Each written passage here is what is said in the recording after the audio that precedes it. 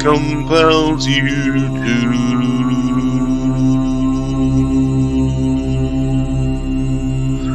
make your offering to the toy gods. The dude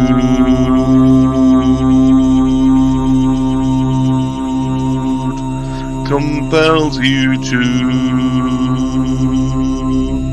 praise to the toy god.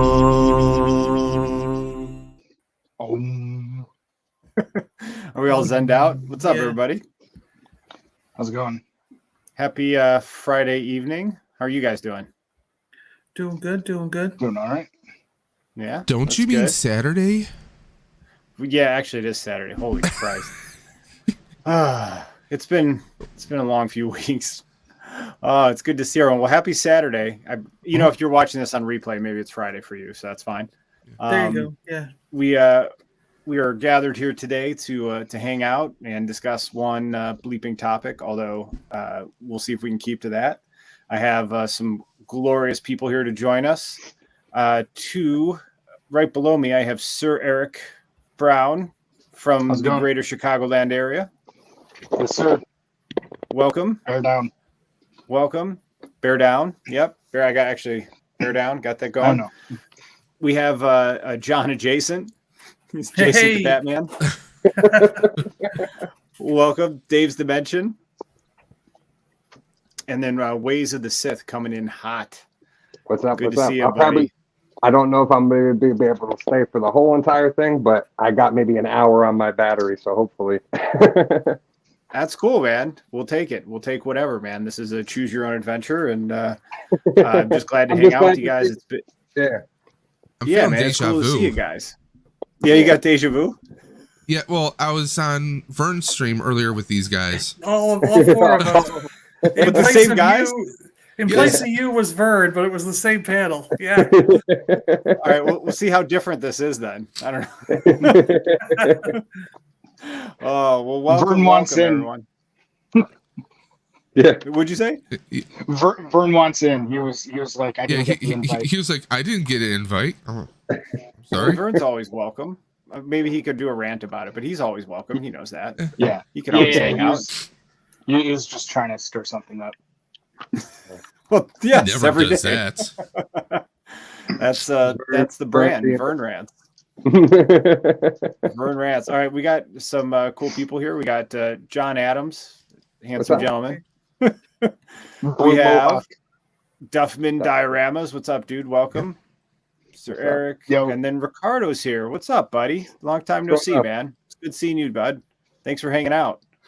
So tonight, we will stray a little bit from one bleeping topic because it's been a while, but at some point we might meander and get to just talking to the concept is are we MacGuffined out with the Disney Plus series? It's just a lot of MacGuffins with very few payoffs. So it's something maybe to consider, not to disparage the Disney Plus series. I think maybe except for Secret Invasion, they've been at least entertaining and enjoyable. But it's just something maybe to, some good discussion on do we need less MacGuffins and more payoffs, right? So we'll talk about that later. We're also here. I turned 46 this week. So every year I buy myself my own birthday gifts because that's just how it's done in this house. And so I haven't opened them yet. And by open them, I just mean pull them out of the box. So I got 2 boxes here, and I thought we could all share that together and celebrate me actually now being closer to 50 than 40. Oh shit! Yeah, happy birthday. Yeah, I wish you had. How much hurts every day? Actually, Can you get up from the floor and still be on the floor? Well, only with the cane. Actually, with all the yoga, the 4 to 5 days a week of yoga, I feel pretty spry and flexible, and Yeah, man, that it helps. But you still, even with that, it's just you still have the I'm older pains. Yeah. Yeah. Don't lose. Dude's already getting targeted for life alert ads. Oh yeah, when you started getting the AARP ads, the AARP in the mail, yeah. Dude, have you been developing trigger finger yet? No, not yet. I Seriously, I'm developing it Really? more so in this hand, this finger, my ring fingers. Get the little. Is it from from the a tendon. lot of video games? Don't know. And doctors are like, tendon thing. well, they're like, if it gets to the point where it starts hurting, we could always do cortisone shots. Yeah. Or they I snip mean- the tendon and then They they can do a surgery get- on it too if it gets real bad. Yeah. Yeah. So Sounds- and sounds I'm brutal. just turning 45 next weekend, so Awesome. So I'm a you're year younger Happy than early you. birthday. you're My a younger family gentleman. suffers. My family suffers from bent pinky. If you look at it, Well- they start going apart. Like this part here starts bending, and if you Are- look at my father's, his go up and then they go coink like are, that. are you sure your family doesn't do like a very fierce version of like pinky swearing? Just no, like no, do some just a permanent family- damage that way? it's just It's a family hereditary. thing. Yeah. It's the Mine most aren't aggressive pinky swearing. Mine on aren't as Earth. bad, but it's just a family thing. So But- so That's John curves. I want. I'm not going there. We don't judge. they If got it curves, surgery it for that curves. too. Yeah, I think they have surgery I these days. I for have that two. too. I have two broken pinkies. Actually, broken by two different girls in college. They were a Wow. little mad at me at some point, so somehow they each Oh, broke wow. a different pinky. So, and they're Well, both named. Well, they both. I I- won't say their names, not that they're watching, but they both No, had the yeah. same name, ironically, several years apart. And then we so- also suffer Was it from Karen? this. It was not. No. It was a popular name. For people that are Gen X. Okay. Every have a- we every have a- fourth girl had this We have name. a I swear to thumb God. issue. Too. That means it was either Oh. Heather or Brenda. Heather, dude, how old are you? Like Heather or Brenda? That's like, That's like 90210 time. Yeah. yeah, dude. Yeah. That's like people in like their late 50s. Heather and Brenda. Chastity. Hey, But I want to say, Uh. don't stop the yoga stuff if you can handle it. Yeah. Man, coming up here on a couple weekends where I spend 4 or 5 days at the house working on this toy room, because we gutted it and I painted it and did all this stuff and put in track lighting and Mhm. everything. And I was going to the gym every single day for about an hour workout, and you stop that for 4 days when I'm not at the condo. You know, and what you I mean? feel it, I bet. And then, you feel it. But the thing is I get back on a Tuesday or Wednesday and you wake up and you don't think about it. I'm already out of the routine. And then I realize like on Thursday, I didn't go to the gym, like for the last week. And then you go on like Thursday and Friday. And then I'm back up here on the weekend at the house and I go, Mhm. you just start the whole cycle over again where you're like, crap, I haven't been to the gym in 2 weeks or Yep. whatever. Well, the thing is like once we're in our 40s, it's if you have it, you just have to maintain it, right? Because if you Yes. stop, it is so like You- because when last year when I Yeah. had my seizure, I stopped for a whole year and then I started again in January and oh my God, like it was the first 3 months and I was like, what is going on? But that's where I'm like, okay, I got to Yeah. keep going. And if I always it. do it, then I'll always, I'll always be able to do it. Yep. Yeah. And by the way, happy belated to Ricardo, man. Double 5. Wow, nice. Happy birthday, brother. Birthday. All right, Ricardo's guess is Natalie, and that is not. All right, if somebody gets it, I'll acknowledge it. You can do that in the chat. Allison. The You only other get one popular guess one each, is though. probably You going to can't be just start- Nicole. You can't just start Jessica? sprouting names. Jessica. All right, your guess is Jessica. It was not a Jessica. That's a good Gen X name, though. Is Jessica? Yeah, that's a common one. Michelle, maybe. No, you got one guess. You can't. You're gonna get red carded here right away, right off the gate. Right off the bat. Right. You're clear this is not going to be one bleeping topic tonight, and that's okay. I forgot the It's rules. cool to I hang out forgot. with you guys. It was That's great. So backstage, we found out that Dave is going to New York City Comic Con. Yeah, So that's pretty Dave cool. was saying there's some cool stuff going on. Like we were talking, there's a bunch of Doctor Who stuff, right? Yeah, a bunch of Doctor Who actors. David Tennant. Well, David Tennant. I mean, he's Star Wars. He's Harry Potter. He's Marvel. He's everything. He's gonna be a popular one now, I'm sure, because he killed it in Ahsoka. Like he was the best. Oh, that was awesome in Ahsoka. Outside of like Balin and like he was the other best, like hands down best part of the show. And I mean, he and Balin were the best. Yeah. And he's coming back for a short stint in Doctor Who now. He's coming back. Oh, okay. That's right. He's regenerating as the 14th Doctor. I cannot, and it's going to be on Disney Plus now. Yes. Aren't they doing a thing where there's? I thought they were doing a thing where there's 2 doctors and he's the second doctor. No, there's a rumor that when the regeneration hits, because like instead of him regenerating, it's going to be.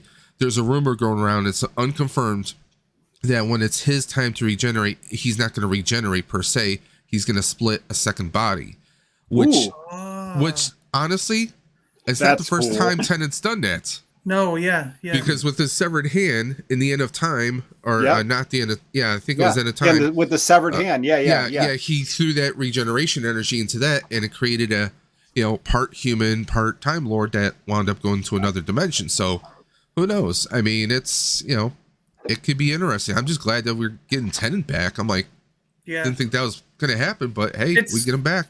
It's just for like an extended episode. Like 3 specials. 3 specials. Oh, it's going to be 3? Yeah. Okay. And one I thought of it was them going to be like a is 2-hour thing, but no, now it's going to be one of them is going to be Neil Patrick Harris as the toy maker. Yep. And that's an old school villain coming back. And I mean, Neil Patrick Harris, he is a good actor, regardless of what people say. Oh, so I'm really like curious to see him playing a pure evil character. I haven't seen him in anything in a while, though. It's been a little while. No. I mean, since How I Met Your Mother. Actually, he did a cameo in How I Met Your Father. That show's awful. And it's not as good as How I Met Your Never Mother. saw it. Yeah. That one chick is super hot though. The not Hillary Duff, her friend. Her friend is super hot. Friend I watched the pilot as soon as it was out on Hulu. Because I was such a huge How I Met Your Mother fan, and it was so cringe. Soon as I heard the plot, I never even watched it, but I just heard the plot, and I watched the clip of him making a cameo in it. But that's about it. Because, I mean, it's MPH. I mean, I loved him in the Harold and Kumar movies. I watched Doogie Howser, man. Oh, that was the best. What was the music? That was the best cameo. Him in the Harold. Dr. Horrible. Dr. Horrible. That was which great. was done by Josh Whedon, actually. Yeah. I just watched that the other day. I loved it. I thought it was great. That was good. Yeah. Duff. I need to Jennifer. It is not Jennifer. Well, great Gen X guest. Great guest. Like for a lot of Jennifers. Ricardo, yes, I do understand the name. I said Lisa. No, it was not Elisa. It was not Elisa. You guys are. I appreciate the effort. Well, I already made some guesses, but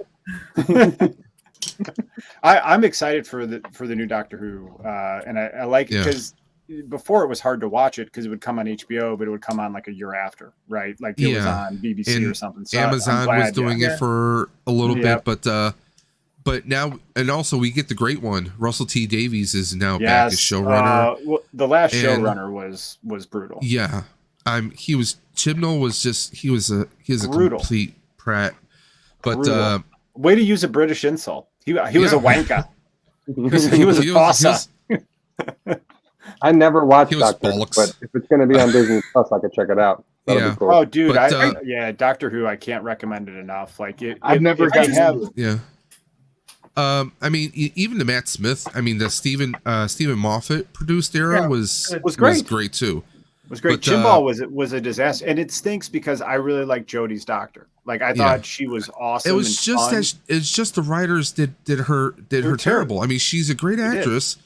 I mean, even my wife, who I got into Doctor Who like 6-7 years ago, her favorite's Capaldi, which we did get to meet. I love Capaldi, and he's a great interaction if you ever get the chance. But the thing was, my wife was like, "Where's the anger? Where's the suffering?" Because the Doctor always had the regret of Gallifrey, the Time War, and they wrote her without any of that. She was just happy-go-lucky. Look, I got pockets.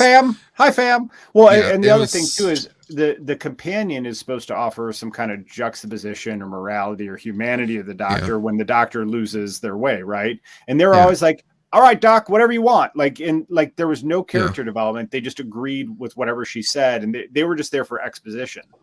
And it was, you know. I mean, but I think that's why they brought back. She had in a long time too. Yeah, she had three. It was too three much. steady companions for the one season. Yep, it was too crowded. I think that's why they had to bring back Tennant and Davies, because it just know, and it's a shame because hopefully she'll come back in the future because she was. Rumor has it Davies is going to be doing his expanded universe, kind of like he was trying to do with Torchwood. There's already talks of a potential spinoff with Unit, so I'm all for it. If there, give me an expanded Doctor Who universe, because we almost had it. Because during the Moffat era, they tried to do Class, which. I mean, it wasn't bad. It just wasn't. It was an effort. Great, yeah.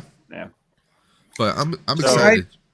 We have some new people to chat. Oh, sorry. I just want to welcome Belinda. She's our friend, introvert extraordinaire on Twitter. Thanks for hanging out with us. It wasn't Belinda, was it? I hope that. No, it was not Belinda. There was not two Belindas that broke my pinkies. I hope that they go back into space. I didn't like. The reason I just didn't like the last season or whatever was because, I mean, they spent an awful lot of time on like Earth or alternate kind of Earths, and I think that part of it was like I love some of the ones where they went to places like here's the end of the universe, you know what I mean? And you saw like this weird alien whose face was stretched out over a canvas or whatever. Yeah, the face of both. That was Cassandra. You know, and it's like it's just like. Or Cassandra. Why can't we get more of that weird stuff where they just go? Well, technically, she was from Earth. Yeah, I know. It was the last human. It was the last human. Yeah. Yeah, but I'm just like, it was just. Why can't we get more of that stuff where they're just way out there in space doing this strange stuff that? Yeah. You know, I like that kind of stuff. That's what the Doctor was all about. Is like, well, yeah, I've seen this before, but I'm seeing it new through your eyes, the companion. Right. So I mean, that was the stuff that we really. We jonesed for. We love that, I mean, even Matt Smith, like at the one market he took Clara to, he was like, oh yeah, she was like, you've been here before? Yeah, with my granddaughter. And she's like, huh? Mm-hmm. He's, so it's like, it's cool that, kind of revisit stuff. That's why I'm psyched about the Toy Maker, because the original Doctors, before the hiatus, they've faced off with the Toy Maker. The Toy Maker to me is like Q from Star Trek. Yeah. He's an omnipotent person that wants to play around and do whatever, but you could still get the better of him. So I'm curious to see. Someone brought up a very cool theory, and dude, I think you'll appreciate this. Mm-hmm. The reason why David Tennant is back is that while the Doctor, Whittaker, was facing off with the Master, because the Master took over her body and she was trying to reclaim it. Mm-hmm. The Toy Maker during this time was messing around with time and somehow makes it so Tennant's Doctor never regenerated to begin with, which explains why the clothes changed. Well, that was one of the things I noticed. Because we've never seen a Doctor generate clothes. Yep. But the fact that the clothes kind of swept over and changed when he appeared at the moment that she was regenerating, that would explain why that could happen. Because the Doctor always had to, find new clothes or swipe them from a hospital, which happened like 3 times. But because it was the 3rd Doctor, it was the 8th Doctor, and it was 11 that all swiped their clothes from a hospital. So, but I mean, that's one thing. It's like, oh, suddenly the Doctor's regenerating clothing. No, that doesn't happen. Yeah, well, I was very the TARDIS interfered with it, but I was kind of looking forward to seeing Tennant in her outfit, like what his reaction would have been. Like that, I was looking forward to. He was like, "Oh, I have pockets," I mean, that's, but I mean, no suspenders, no, it's just like, why not? And I mean, some people were like, well, they didn't want him regenerating into her clothes. I mean, that's just stupid. All right, poor Eric. I'm sorry, Eric. So, what else is it? There's a bunch of, you were saying there's like a bunch of, why to say hi to G-Force. What up, dude? Welcome, G-Force. Good to see you, buddy. Any Buffy fans? Like Buffy the which Vampire one? Slayer fans? Like the TV show? The TV show, they have Absolutely. Charisma Carpenter, Cordelia. She's going to be there. James Marsters is going to be there because they're going to be doing an audio drama of Buffy. Very cool. Centering around Spike. And also Juliet Landau, who played Drusilla, is also going to be there. They got a whole bunch of Power Ranger actors that are going to be there, including Austin St. John, which I believe he's still dealing with that legal stuff. Look up for a second. Yeah, I'm looking up. Earth. Yeah. What? Oh, wait. Go back because he can't see on his phone. You have to show the comment. Which one? The one I this said. one? Yeah. Well, hey, we know the Doctor Who universe, like you guys know Star Wars. You guys got to give it a shot. It's great sci-fi. I'm not against. I've never been against it. It's just like one of those things that if I started, I'd have to finish, and I just have so much other stuff. I've never caught it. I guess I never had. Like it's on HBO Max now, right? Like yes, the first, it still is.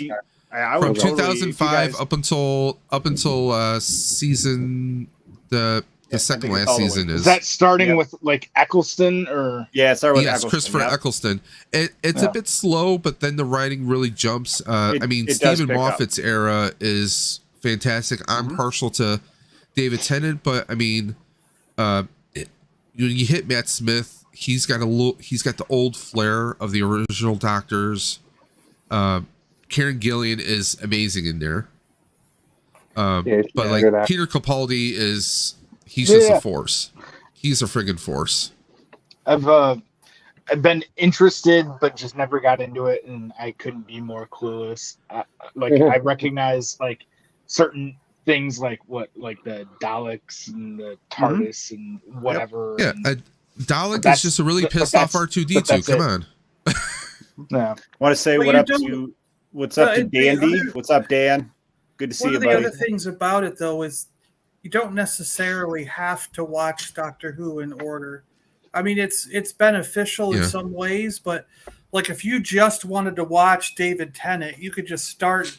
You could start with Tennant. Yeah, you totally could start with Tennant. I mean? Yeah. You don't have to. I just know how good of an actor he is. That's why I was really impressed with him in Ahsoka. I thought, especially recapturing that role, I thought he was phenomenal. I like him a lot in Good Omens. Oh, he's fantastic in that. Potter too. He was in Harry Potter. Everything. Yeah. And let's not forget Jessica Jones.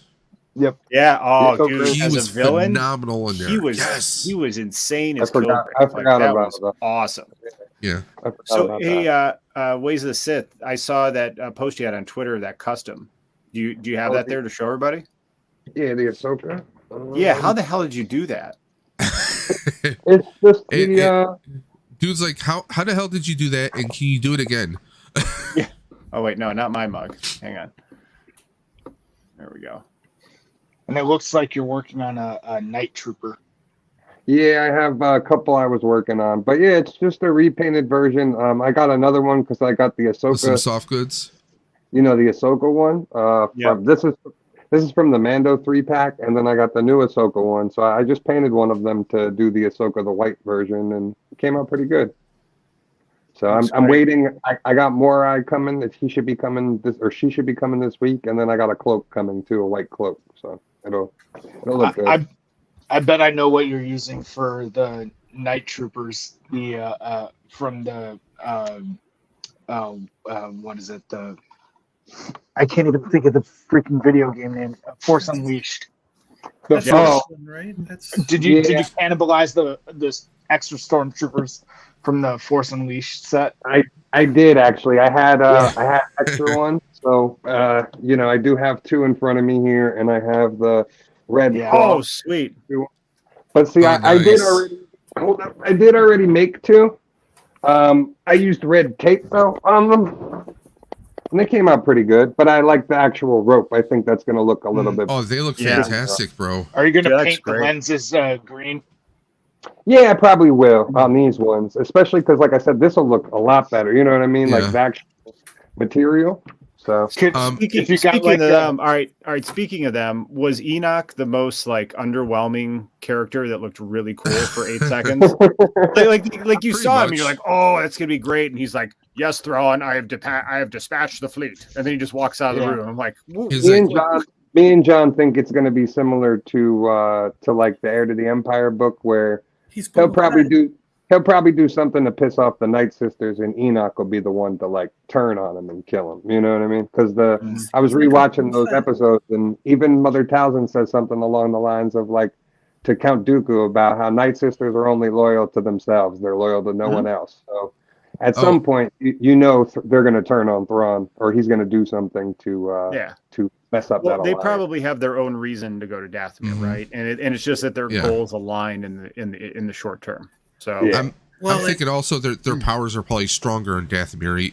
I'm sure that's probably one of the motivations. But speaking of Enoch, I saw a reel today on Instagram. Somebody, there's people already making the 3D printing the helmets for Enoch. Oh yeah. But you can get them 1-1 this- or you can get them for the stormtroopers and swap it. No, out. for like full size for cosplay. Yeah.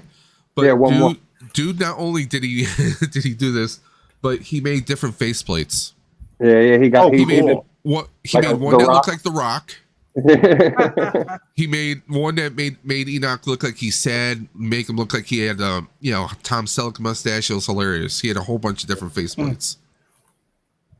So and Sith, you had didn't you make the vehicle for those little turtle dudes?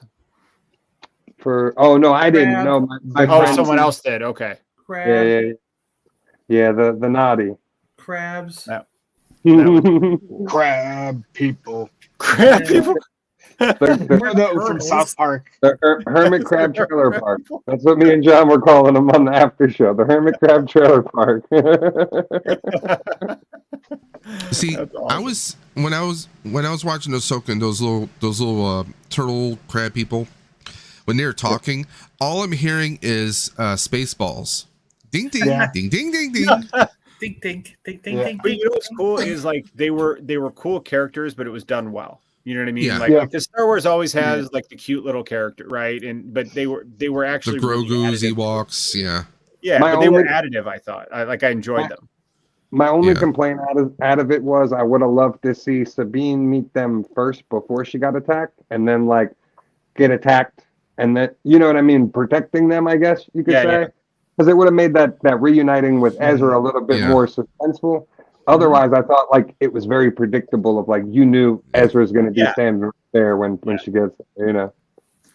Yep. Yeah, they put so much effort into the MacGuffins that the things like the details like that get missed, you know, and I would rather them, instead of all the teasing of what could be, and I get it, like it gets us clicks, right? It gets us talking about it, posting about it. You have, million subscriber channels, so I don't know. I don't think that there was. I don't think there was an overuse of like MacGuffins in Ahsoka. No. Ezra was the ultimate MacGuffin, and they got to him, and they resolved that. They got Ezra home. Yeah. I'm just saying that it could have been something more suspenseful and less predictable than what we got. You know what I mean? It was very you saw that coming from a mile away. And and it just lacked like the emotion. Even the Hera Ezra reunion at the end, like she didn't cry, she didn't do anything. She's just like staring in shock. And I get it. She's like, I get it. What the hell time you call this?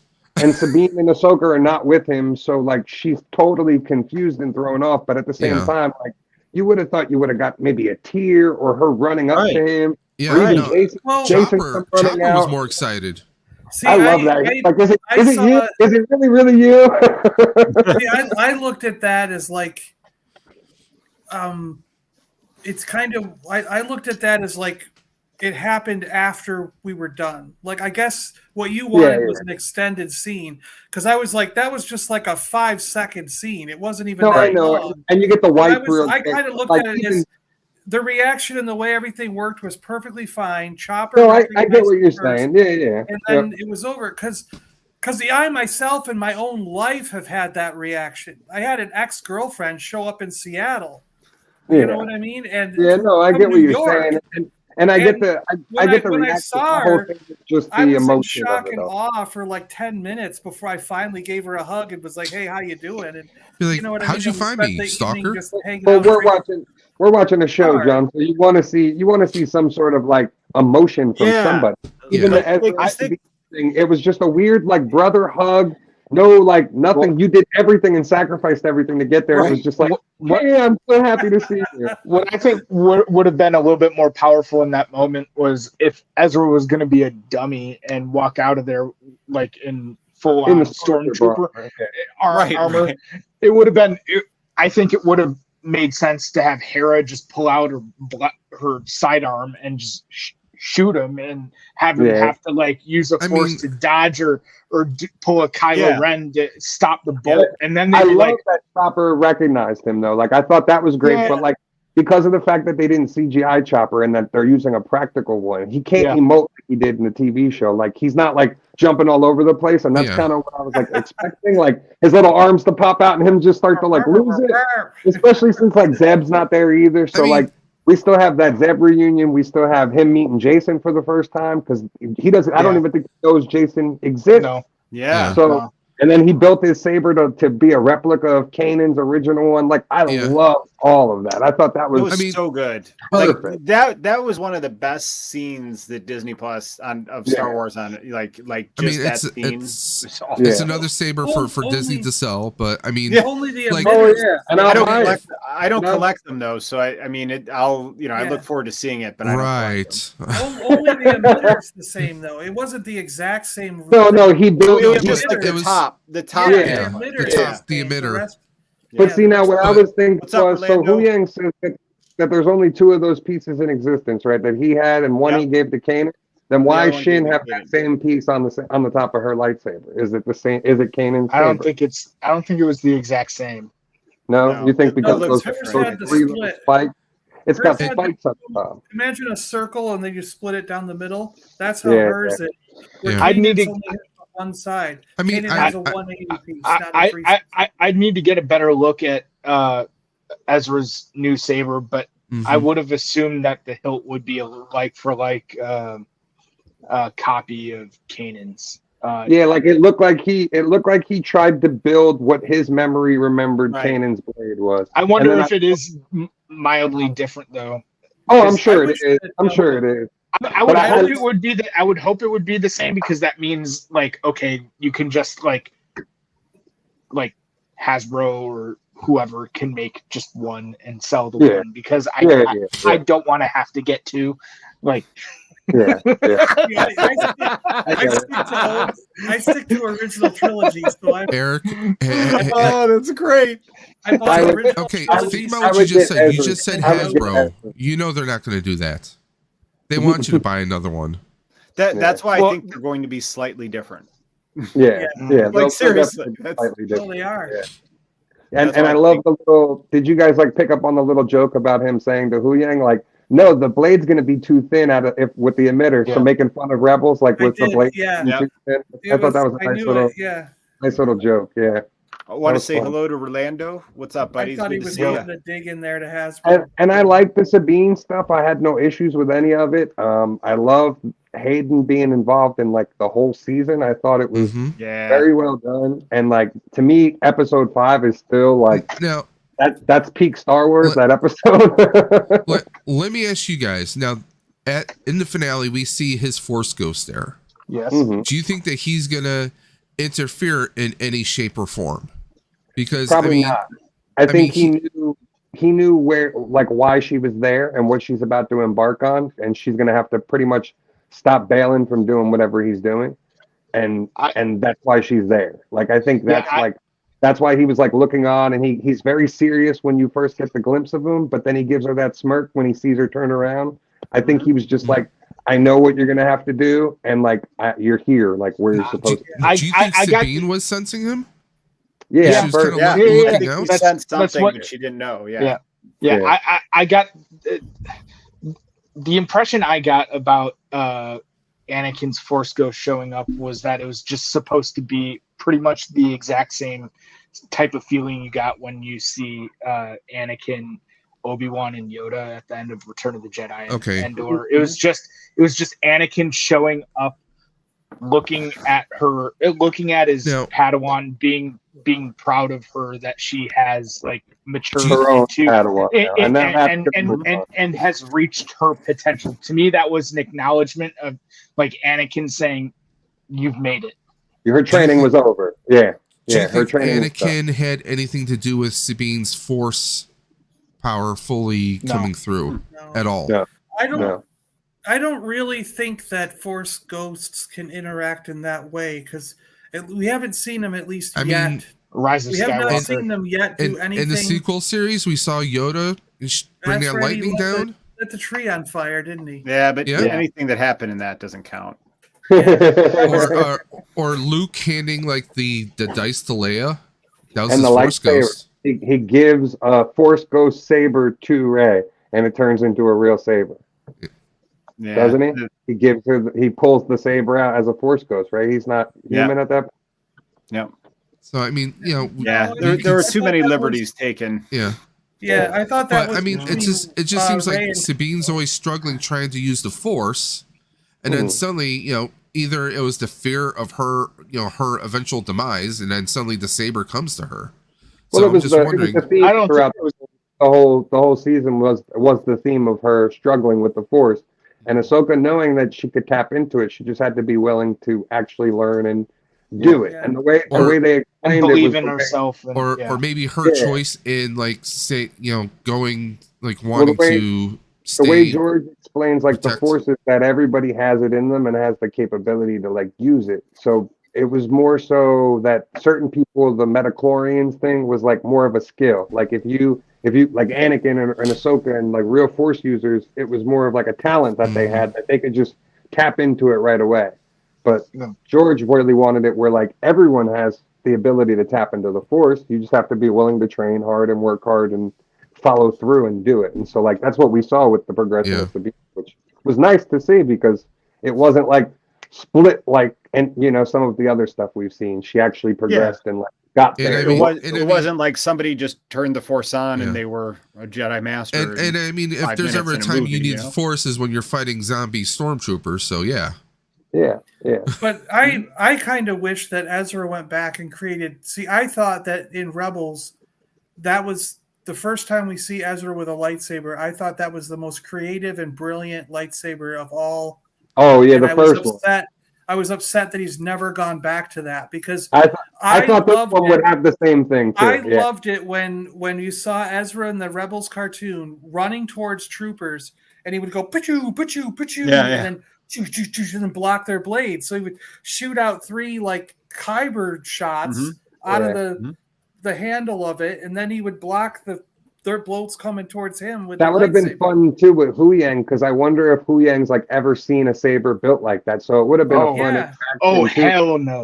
It would have been a fun interaction though to see him be like, "What are you building? Like, what is this monstrosity?" So like, and then Ezra show him. I was This is hoping Sean, blasphemy. that he would have had that same hilt with the Kanan top. Would have been really awesome. Yeah. That- something like that It would have been cool. sick.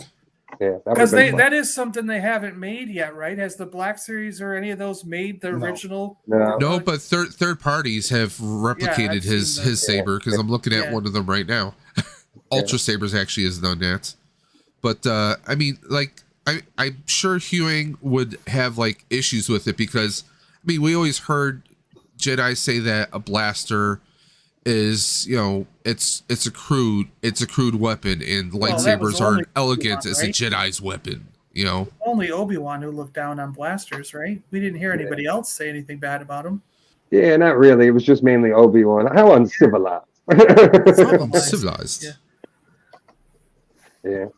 I liked it though. Overall, I thought it was fun. I was surprised that he was able to answer like as many of those Easter eggs that he tried to get through. But like we were talking about earlier with Vern, we were all kind of just wondering where does it go next? Do we jump into Mando 4 and then go right into the movie, or is there a couple movies or I want another to season see. of Ahsoka. I want to see what Balin does in the other galaxy, and I want to see. I don't care about. I really don't care about what leads this sequel trilogy at this point. Like, because I know where it goes, and I, you know what I mean. So yeah, let's go into that whole galaxy and just start fresh with those characters. It's unfortunate Ray Stevenson isn't with us because that was a GOAT performance. Oh, he was just amazing. We're not gonna stay over there though. You don't think so? Oh no. Because ultimately, like, I'm not going to be upset if it doesn't transpire this way. But to me, it seems that, like, I would think that Balin is trying to access the world between worlds and fuck shit up from within there, so that like Anakin was never born or whatever. Like if you could go back in time, kill baby Hitler kind of situation. Well, if there's any time travel, we need to stop the sequel series from being made. Yeah, well, I'm all for that. As you go, just delete all that. But Ray was never born, just yeah. I don't think that's what Balin was going for at all. I think Balin wants to take the place of the father. Yeah, he's going he kept talking about power and balance, so that none of this happened anymore. Yeah, and then he specifically mentions the beginning, and then in the Mortis arc, the father is referred to as the beginning. Yeah, see, I actually wonder if in that mountain was where Ahsoka and was it Obi-Wan and Anakin were all taken to? Yeah. Weren't they sort of like pulled out of time and space and brought somewhere else? It was like a giant. It was like a giant monolith in space. Yeah, and then the monolith like opened, and then when they got inside, it was basically like a planet. But see, the father says something in the episode about that they were in like a self-imposed place. So like I'm almost under the belief that Mortis, like what we saw, is just kind of their spaceship that they travel in. You know what I mean? And then Peridia might be where they're actually like from and where that place is. So would something like their original palace or their original temple be inside that mountain, do you think? And it looks it looks like the exact mountain. It looks like the exact monastery that the father's in the Mortis episode. So like that same glowing orb. That's what I was asking about. Yeah. The hand was pointing off in the distance to some light. Yeah. Well, the mountain had a light coming out of it, like I wasn't sure if you were talking about the mountain with the statues carved in. No. I meant the mountain with the light on it. Like and that looks like the father's monastery. At first, I thought it was the sun's because the sun I remembered had like a volcano or like something that had like a glowing orb on it. But I think I'm assuming we're gonna get some kind of messing around where like Balin will get there thinking he's talking to the father, and then it's the son who is really calling him or something, and he's gonna because like the myth of the both of them is that like Ragnarok, it ties to Ragnarok, and that Balin and Shin, one chases the sun, one chases the moon until Ragnarok, and then they collide and they show up. And so like if Balin was to unleash Ragnarok, it would probably be the sun. You know what I mean? Like. And then the other thing I had was, do you think there's any significance to the daughter's head being chopped off? Oh, there has to be. There's no way that they did that with on accident. That's why I think the son's involved. And that's why I'm like, body, I'm leaning towards the sun. You can see the body of her and her robes there, but it's her head that's chopped off. Totally chopped. But remember, her essence got put into Ahsoka.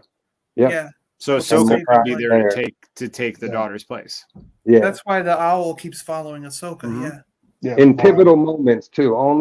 She only shows up when there's like when she met Grogu, she was there. When Vader goes to the snow planet and picks up her blades, Morai's flying over. Like world between worlds, she's there to guide Ezra to pull her out. So it's all been lining up. That's why I was saying Dave's really been thinking about this story for quite some time. A long time. Yeah. Well, it's very I don't know if you've you've ever met him at a convention, but when Filoni we trust. When I met him a few times, and one of the times my friend Daryl asked, like, how long was the Clone Wars supposed to go in your head? And he I had stories for probably about 13 seasons. Well, that's why Wow. me and So- Duke were saying, like, so we would almost- love a live action one with some of those stories that we've never Yeah, seen. that's what Let's I think do we're it. Like, seeing is some of let's those do it. ideas coming into That would reality be in a awesome. live 'Cause action way. I thought Hayden and that girl who played younger Ahsoka, their chemistry on screen was like absolutely yeah. perfect. I thought so. Like, let's go. Let's get live action Ooh. stuff we never. Like news stories, not rehashing, but news Yeah, stories. Oh yeah. Mhm. See some of the unused stories from the animation and bring them to live action. Yeah. Let's do it. Like, He had a whole story arc on the Wookiee planet. I remember he showed like animatics and like other stuff in one of the conventions I went to. and he some of showed- that went in the Bad Batch. So they used showed some of that photos same of- animation for this Yeah, last I remember season. that one. Yeah, we saw the whole Bad Batch arc. I think we got to watch most of it in one of those panels at one time. Yeah. Cool. Was it showed- Anaheim he showed- 2015 or something like that? I don't Something remember. like that. He showed it Yeah. off. Yeah. Okay. I want to say hello to Left Coast. What's up, buddy? Thanks for Great. hanging out. So I think to me though, Is it this Left felt Coast? like half of a season, right? Like Less that would than have been a great It is. cliffhanger, and then you got another 8 episodes, right? And, Yeah. and then Yeah. It seemed like the end of the first act of a movie. Yeah. yeah, Definitely. very fair. But Yeah, I'm I want more. Like, so I wish they would have Yeah. done that. Like, and then now the next 8 episodes are coming. You know what I mean? Where it's like Yeah. it's Even ready if we to had go. to 'Cause wait, now we like, don't know what's going on. Even I if would we had to prefer wait them 6 shooting to the 12 shows that months. way. Like, that would be the smarter way to shoot these Disney Plus shows, so we're not waiting 2 years, 3 years in between some of these shows and seasons. It's like you guys should film Like 8 how episodes. like Lord of the start Rings filming and The like- Hobbit were filmed. Yeah. And just film it back to back and then split it up. All right, we'll do our post and production on this as we're shooting the second half, and then Yep. second half as it's airing, you edit and do all the production on that. And it's That's not what like these- they're on location. Like they're all in. It's all in front No, of it's- that dumb it's like- green screen at this point. You know what I mean? Well, So that's- yeah. That's one of my reasons for I wish they would do scheduling better, because like the same group, like this Filoni group that's working on, say, like Mandalorian and Ahsoka, it's not the same group that's doing like the Lost Skeleton Crew Right. or whatever the hell we got. Well, and Skeleton a Crew different- is tied in with this. a different group, but it's not. Aren't these guys not working on it? Isn't it someone else? It's No, in the it's- universe. It's Like it's not- Acolyte has a whole different crew. Andor Yes, has a whole Acolyte different does. crew. yeah, know yeah. what I mean? Just Skeleton Crew So what I'm doesn't. saying is, so if overseeing you've it. got 4 crews working on shows, why can't you do a thing where as soon as Ahsoka ends, the next show starts up, and we Yeah. have like 8 weeks of that, and then when that ends, we get another show with like 8 Yeah. weeks of that. You That know, was like smart, start right? scheduling it so that they can be. I want to watch a Star Wars every week. I'm going to push this forever. And Yeah, now, like, yeah, it's- technically, Mando was supposed to be filming right now. Like, they were supposed to start last month and be filming season 4 right now. So it's like Yeah, this writer's strike and actor strike. They gotta get this wrapped up so they can start filming that, or else we're gonna be waiting 2 more years for Mando season 4, Oh my and then it's God. like, We're gonna be man, waiting. that movie's gonna be 2027 by the time it comes out. You know what I mean? Like, that's the unfortunate thing about this whole strike and everything being pushed. It's really gonna affect all these timelines Mhm. in these windows. So. Without a doubt. Ricardo has a question. Have any of us thought about the Abeloth angle? That is the It's mother, a possibility. right? Yeah, Mhm. it's a possibility. I think if they do her and include her, they'll probably like tweak the origin from Legends a little bit and maybe like Yeah. tie her in with either the Night Sisters or tie her in maybe with the Grisk or the Yusong Vong. I could see, because that was one thing I didn't mention on the or other what is stream. it? The I don't what it know was? The Zaffo? Zepho? Yeah, Yeah. Zepho. Yeah, Zepho. that. I don't know if you guys Zepho, picked up yeah. on it, but Thrawn makes a comment about for the protection and safety of the galaxy. So do we still think that overall he's still in his mind, regardless of what he's doing and all this stuff, is he still assessing for the bigger threat and thinking that his only way to do it is to take control of the galaxy to protect it?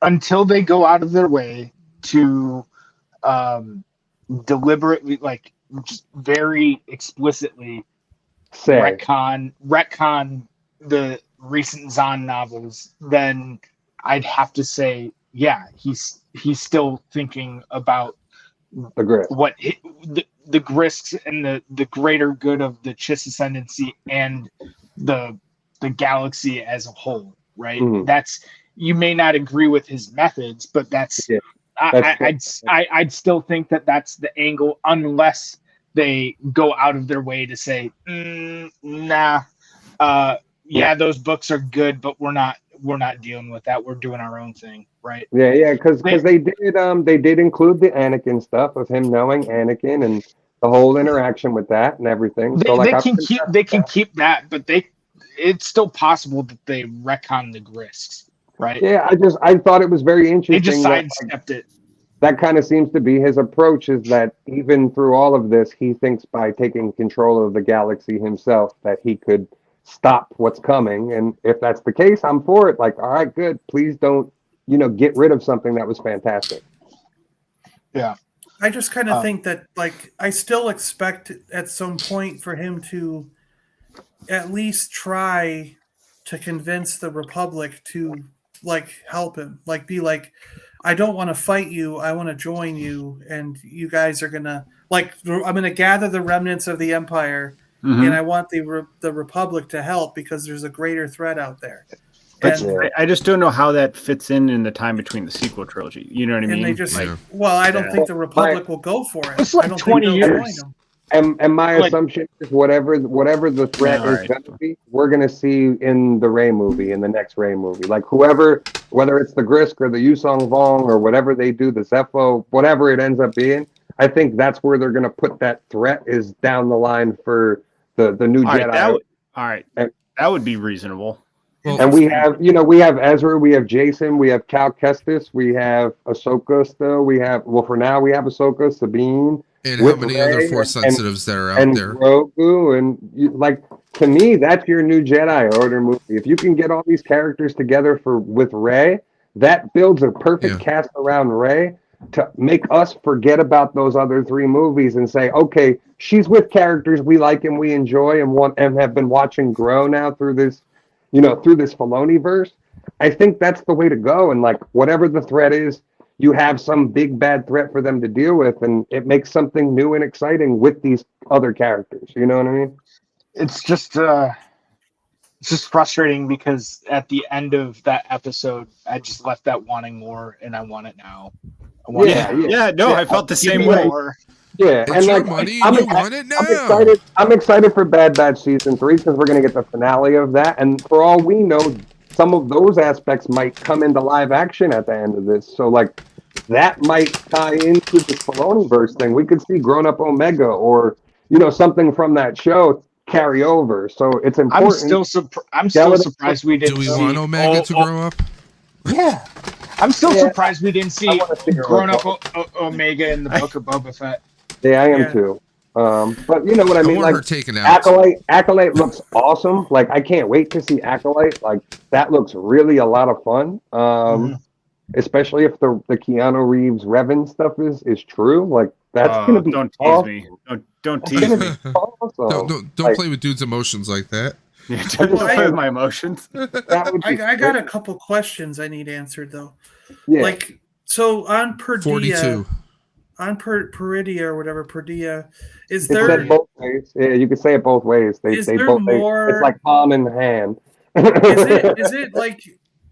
is there just that one tribe of crab people, or are we supposed to believe that there might be like pockets of crab people nomadic? I'm sure all there's around the pockets, planet? right? We only saw 2 species on that, or 3 species on that whole planet. Those howlers, the Nodi, and then the Red Raiders, or whatever we're calling them. Yeah, we had the bad guy Raider Night camp, Sisters. and it's like so. And then the Night Sisters, yeah. So Are we don't know what else is on that planet or Well, could be. There was, and then we're supposed to believe there was only 3 Night Sisters left. Those are the 3, and that's it, right? Well, They're Those dead. night mothers. So the thing that said is Thrawn woke them up. So what I'm thinking is those coffin things aren't like dead Night Sisters. I think they're like stasis. They're like stasis. And so like that's why they're bringing them to Dathomir, and they're gonna they're gonna wake all those repopulate the sisters up race, and yeah. repopulate the Night Sisters Because the Night Sisters have been wiped out by throughout Grievous. like the events of Clone Clone Wars Wars. and Rebels. Yeah. Like they're wiped out on Dathomir, right? They're all dead now. Yeah, the Except for only Marin. Yeah, Yeah. basically, there's three that we know that survived. Asajj Ventress, but then she gets killed at the end In of the the Clone book. Wars. Yeah.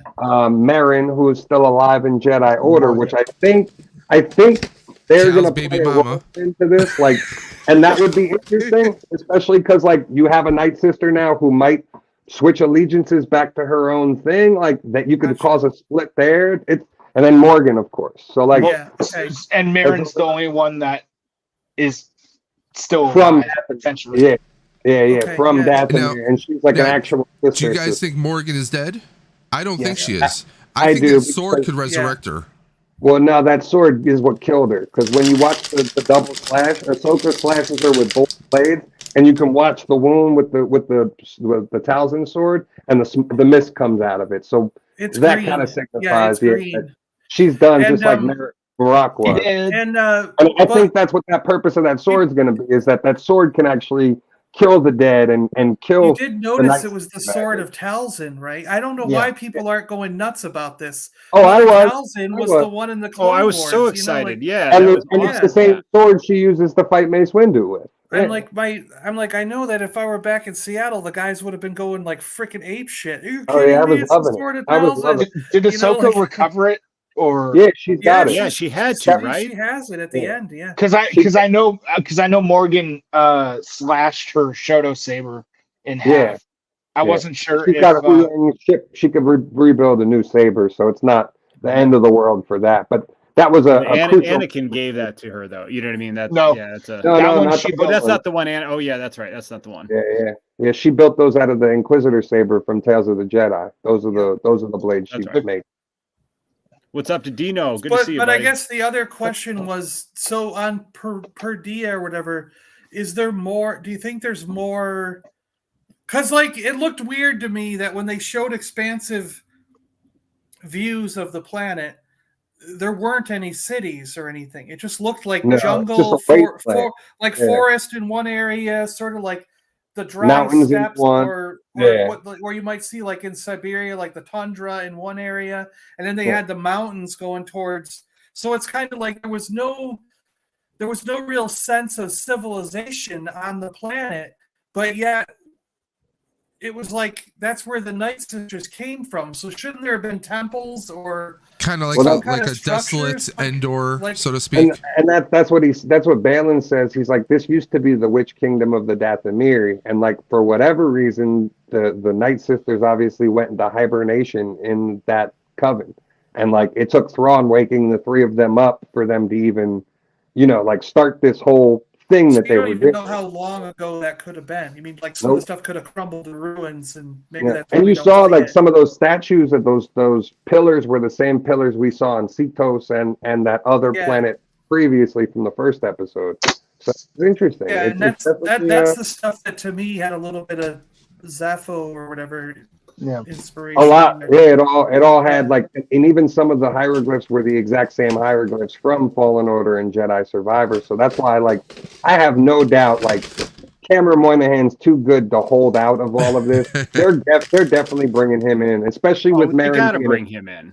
As soon as I saw Marin, the Night Sisters being involved, I was like, that's how they're going to get them both involved in this whole show. Yep. Like the ties to the Zepho, the ties to everything he's encountered for the first two games, and then Marin, having a mixed loyalty going back to her Night Sisters. That would be the story. And now Cal's involved.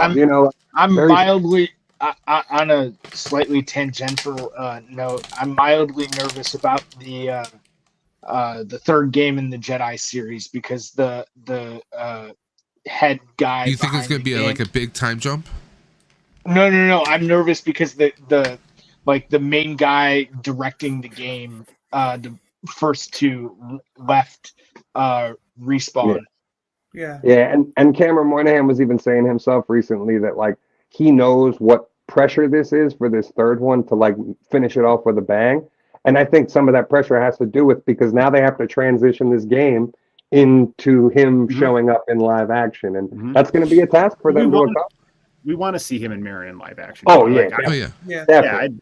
I'm so Well, excited. it also makes And their sense for kids, that let's be actor honest. because he's He's come on, phenomenal. let's face He's a great it, actor. he's done such great stuff Here- in live action that you got to imagine he's just sitting there going, "Come on, I'm a great live action actor. Why can't I do this character on Disney Plus?" And can I ask everyone, just in the spirit of one bleeping topic, what's the one thing that surprised you most in Ahsoka?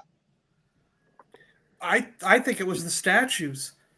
Yeah, I knew like from Waze talking all season long about things were going to connect to the Mortis arc, and I just had it in my head like, why? No, it's never gonna. Why would they do that?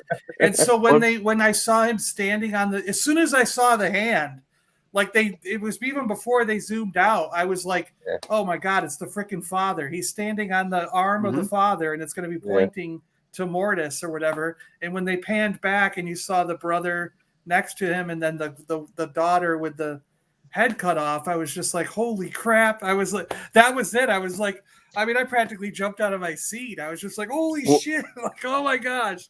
I think mine was Balin. Like I right there I didn't expect to gravitate towards his character as much as I did. And like just for the little bit of dialogue, the little bit of time that he was involved in the show, every time he was on screen, same thing with Morgan Elsbeth, really. But anytime either one of them were on screen, I was fully captivated by their characters. I was fully invested in them.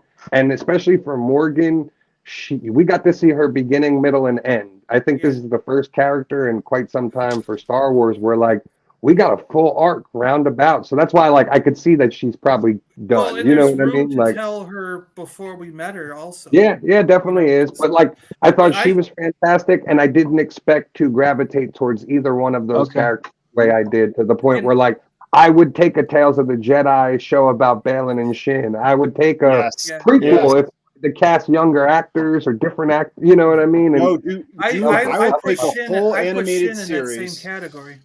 Yeah.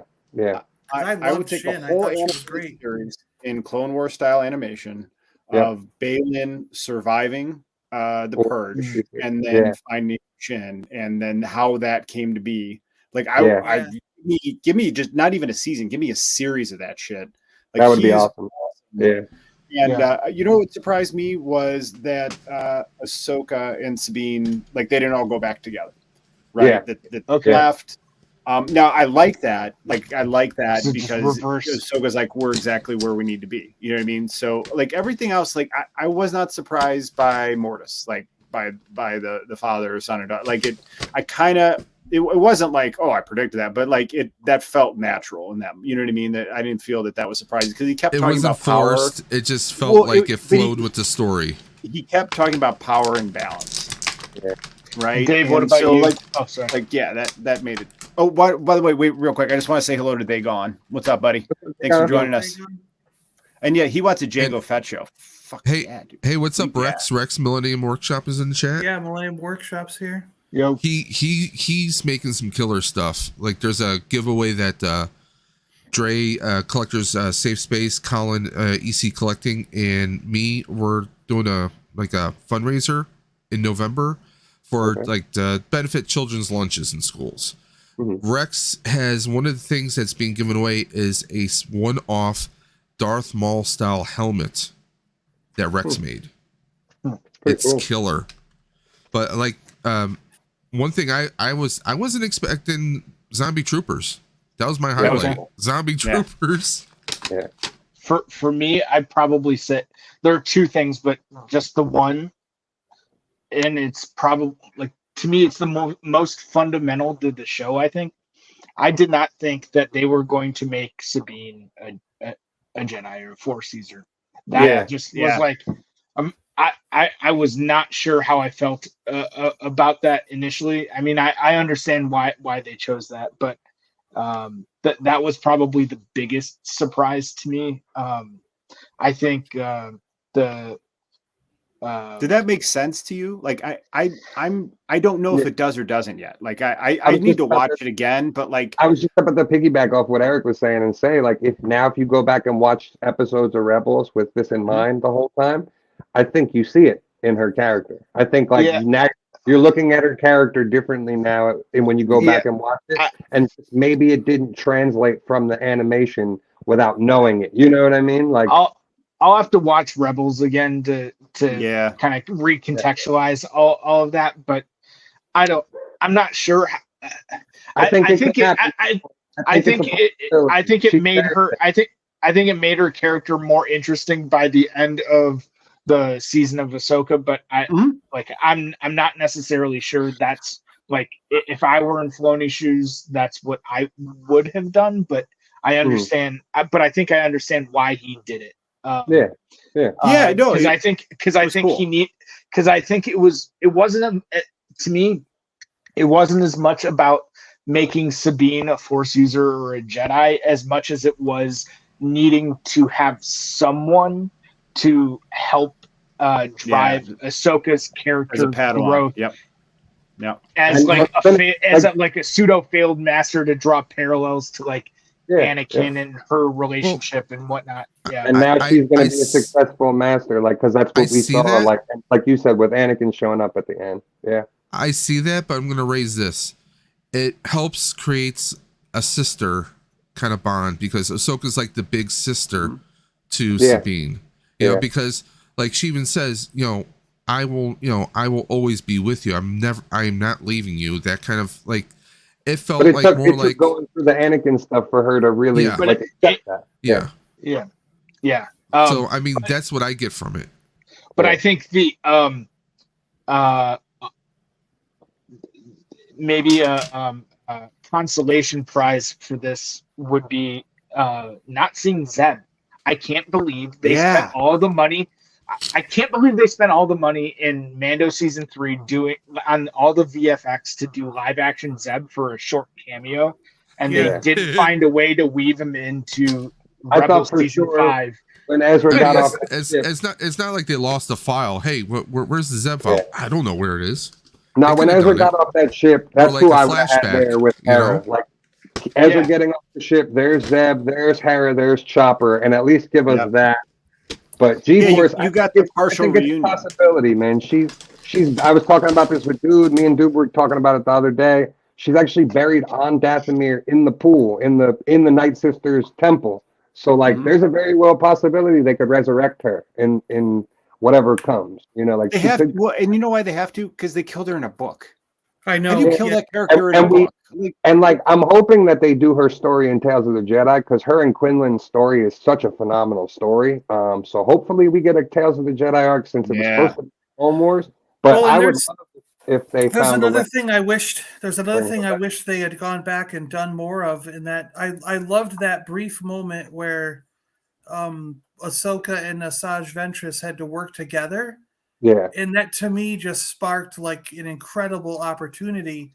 Yeah. Because like Asajj said to her Ahsoka, she was like, "You're a lot like me," you know what I mean? Like my master in the Sith Order, my master in the Sith and all that abandoned me basically. And she was trying to tell Ahsoka, now you've been abandoned by the Jedi Order. You know what I mean? And it's kind of like, it drew these parallels that I was like, wow, that would be so cool if these two former enemies now had to like see eye to eye and do something together. So I wish we at least got one arc of them. Even in the books, like she dies a Jedi. Basically. Yeah, she basically does. Yeah, she dies a Jedi when it's all said and done. But then to honor her, they bury. Kenobi basically buries her in Dathomir and puts her in the water. It also was a great book in that you also saw the side of Quinlan where, you know what I mean? You can see his recklessness and his desire for a different way of doing the Jedi stuff, like almost drew him to the dark side. You know what I mean? Like I like Obi-Wan in there too, because Obi-Wan questions. This is like the first time you see Obi-Wan starting to question Master Windu and Yoda, and like, are we really like sending somebody to infiltrate Dooku to kill him to try to stop this war? Like that's how far we're going. And they lost their way. We're gonna work with Ventress, who tried to kill Anakin, tried to kill all these people, did kill a bunch of people, and we're gonna work with her to get in. It's like it really opened his eyes to like, we really fell off the path. We're not on the right tracks, and that's why I think I like that book so much. Oh yeah, it's a great, and it would have been an awesome. That whole thing was supposed to be an arc. Awesome arc. Yeah, it's supposed to be an arc in the Clone Wars. 4-episode Clone Wars arc. Yeah. Well, and I still want to see Barriss and Ahsoka reunite. Oh yeah, and that's unanswered storyline that we don't, have Yeah. no. I was no kind of nothing. hoping this would somehow, but like that would have just been like a throw in, and If Marok was you have her, to, that you have to would've been- develop like that has to be Yeah. a full developed arc. Yeah. Yeah, if Yeah. Marok was her, it would have made sense. But then, that's something that I still would have liked to see resolved, because even in the Rise of the Red Blade book, I was expecting Delilah Dawson to maybe give some hints about, like, is Varys an Inquisitor? What happened to her? So now in like my head canon, I'm under the belief she's either the first person Anakin killed when he got into the temple, or she's the first person Anakin let go when he got to the temple. I don't think it's one or the other. Like, he either killed her for what she did to Ahsoka and setting her up, and like was just fuck it, you're dead, and then, or she was the one that he like let go first and was like, all right, come on. He would have Like, killed her in right. that moment. Like, I think so, 'cause he, too. yeah. But I think don't. he- I don't. because of Ahsoka, I think killed she. her. I think she survived because I have. A I do feeling think she that survived too. Yeah, I he do had a too. Yeah. plan. I think he I had have a a- plan for them. I have a custom of her as an Inquisitor. I made her an See, Inquisitor. I'm not so sure she would have Inquisitor turned stuff. to an Inquisitor though, because if you Mhm. follow what was happening in the cartoons when she did that, like, yes, she picked up some red lightsabers and fought, but that doesn't necessarily mean she turned to the dark side.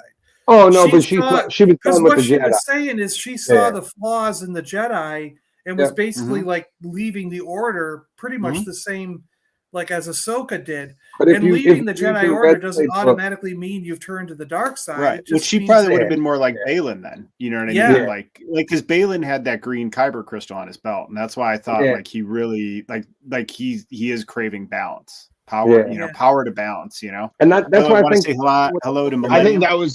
think that was just more of like him holding on to like relics of the past. You think that was right? his old crystal? Yes. Yeah. Yeah, I think he's the best candidate now, because like we saw in the Mortis arc that the father was looking for somebody to replace him, and Anakin was the Yep. chosen one, balanced both sides. So Balin's the closest thing we've seen to that since Anakin, really. And so it's interesting. I think it's definitely a great way to take the story. It's just how long and where's going to be the payoff for it. You know what I mean? Yeah. I'm not sure if Balin's orange red blade is like just halfway bled or whatnot, but the way Balin acted, I don't think he'd be the type of person to try and corrupt his and bleed his own correct his own crystal. I think he still holds that dear and doesn't And that's on the want belt. to, Yeah. like he still treasures what the Jedi were supposed to be, and, Yeah. and The that ideal kind of the Jedi. brother. Yeah, right, and I don't think he would have wanted to ruin that, right? Yeah, that's why I could see him being corrupted by the brother. Like I could see him thinking he's looking for the father, and that's who's calling him, and then he gets there, and it's the brother trying to get set free all over again, like what we saw in the Mortis arc. Because the father does say, like, if the brother gets free, it's chaos and doom for everything you've ever known. And so, like, it's an interesting possibility if that's quote unquote Ragnarok. You know what I mean? Yeah. If we get backstory from Balin, like from the Clone Wars, Yeah. up through Ahsoka, what medium do you think that would end up being? I think that would most likely end up being I think it would probably be more likely a comic series. I could see Tales of the Jedi. I could see them doing 2-3 episodes out of Tales of the Jedi on Balin and just summing it up in something small. Those are too short, though. I'd like. I still would it think be cool to have something like animated? Sure. I guess I would just be like I would love like a. See, I would like Tales of the Jedi just to be extended to like full episodes. Like, forget the. I don't think that's what it's supposed to be. You know what I'm saying though? Like, I would like, all right, we're gonna do 3 episodes on this character and 2 episodes on this character. Like, I'm fine with a season broken up like that, but do longer episodes. I'm fine with it, as opposed to being like 10 to 15 minutes. Make them 20-minute, 25-minute episodes. You know, keep them at a half an hour and just do it that way. I think it would be cool. Or even live action if you wanted to do Tales of the Jedi live as a season where we bounce around to different time eras and we see different things. I'm cool with that. That I think is extremely unlikely just from the logistics perspective. You know what I'm saying? Like if you were gonna say, all right, we're gonna have the first episode's gonna be all about Hayden and Obi-Wan, and we're gonna go on an adventure with Ewan McGregor and Anakin, an adventure we've never seen. That's episode 1.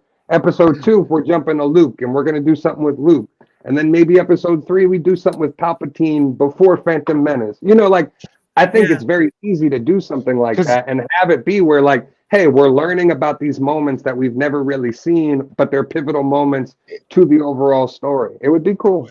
There are more Jedi out there that kind of survive. Oh, God, yeah. Order 66. It would be, or Jedi that had children. But it would be interesting to see, like, at least these 3 particular Jedi, like what happened. Balin being one, Kelleran Beck. What happened to him with Grogu, and then Quinlan Voss with the God, what's it called? And Reva too. Reva's still out there. Well, what I'm saying is just like post Order 66. How did they survive, and what led them? The path. The path was what. Yeah. That's my assumption of where Reva went. Like Reva probably went back with them and worked with them going forward. That's my headcanon for like where she ends up. But who knows? They could bring her back too in something. We haven't seen the last of her. G-Force said the 20 sabers they had in the Star is a collection. I don't think all of those were full-blown lightsabers in the closet. I think those were those like training things that Hu Yang had. Yeah. No, he's talking. He's busting dude chops. By the way, dude, 20 sabers in the closet is a collection. It is a collection, but we've determined you need to have at least 6 for it to be a collection. How many are you at? Yeah, it's going up. How many am I? I have 3. Okay. 3 is not a collection; it's a trio. But what three are they? Hold on, wait. I only have 3. No, I only have 3. So you have Revan. Yep. You have Obi-Wan and Vader. And then how many from Disney? Well, one's my daughter's. That's not mine. Okay. Yeah. And the other one is a souvenir. It's actually not a lightsaber. It's a you're souvenir. at 4 now. So you're at 4. It's a vacation souvenir. Absolutely not. It's a vacation souvenir. The rule of 4. Souvenir. The rule of 4. But anyway, 6 is a collection. I think that's what we decided on. I'm not going to bother counting. Yeah. You have an armada. That's not. I mean, I don't even know. I don't even think you need that many to have a collection. I told Baze this before. I was like, all right, so I have 2 testicles. Does that mean I have a collection of testicles? Yeah. If someone on the street walks up and says, you know, do you have a katana in your collection? I say yes. I have a katana in my collection. But see, he's using the phrasing. Therefore, I have a collection with a katana in it. So I have a collection. You know, doesn't matter. You have a collection of weapons. There you go. Yeah, it has one katana, so it's a collection. Darth Maul origin story would be fun. I would love to see Sam Witwer play Maul in live action. Me too. I think I'm sure he would like to do it too. I mean, he's that much of a fan. And if they do Kenobi season 2, I think that's the way to do it. Is you do the whole story of how Maul got stranded on Malachor. You know, like because if you remember in Rebels, there's a gap where Maul gets stranded on Malachor and he gets stuck there. I think you could very easily do season 2 of Kenobi, him and Qui-Gon completing his Force trials, and Malachor is the final place that his last trial is at. You have one big duel with Maul, like trying to get Kenobi to kill Vader with him, because he knows about what happened in season 1, and like Obi-Wan kind of conquering his fear of Qui-Gon, you know, the guy who killed Qui-Gon, the guy who killed Duchess Satine, and you have your chance to get your revenge and kill him, but you just leave him stranded on this planet, and then we see him with Ezra later on, you know, in Rebels.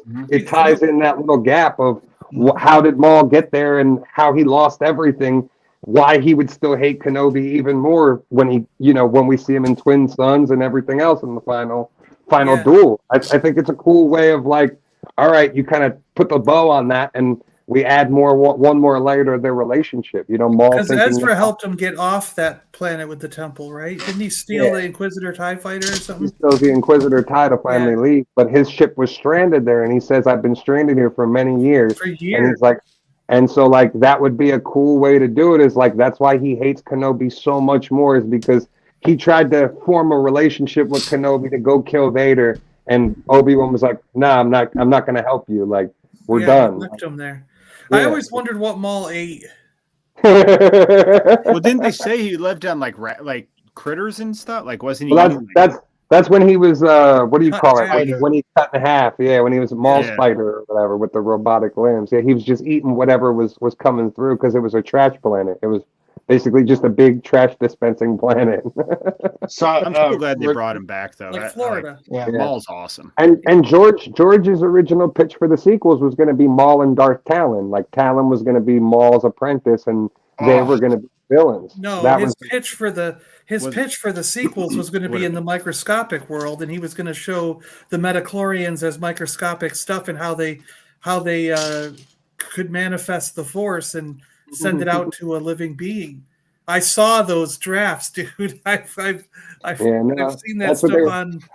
That's what they were talking about. That George even said it in an interview that he wanted Talon and Maul to be the villains of the sequel trilogy. I think there were I think that was one aspect of because I heard about that midichlorian stuff too. Yeah. But I think that was only one. It sounded terrible to me, and I was like, George, no way. That was an awful idea.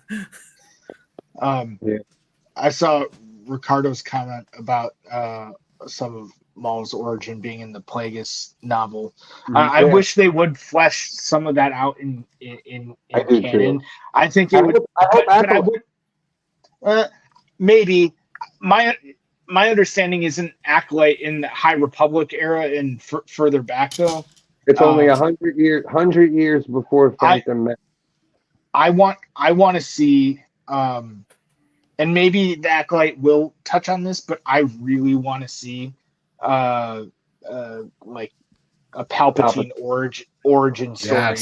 Yes, 100%. Yeah, that Plagueis novel is perfectly set up for it too, because you get Palpatine's origin, you get Plagueis's origin and backstory, and then you get Maul's birth and story of how Maul was acquired, how Palpatine took Maul on and took this baby in from Mother Talzin, and it's really cool. It's a really great story. The only thing I could see is Acolyte supposedly is planned out for multiple seasons, and it's planned out to follow the succession of Darth Bane. So if that's the case, we could span 100 years in a couple seasons if they wanted to do it that way, where we see the lines of succession change on the Sith.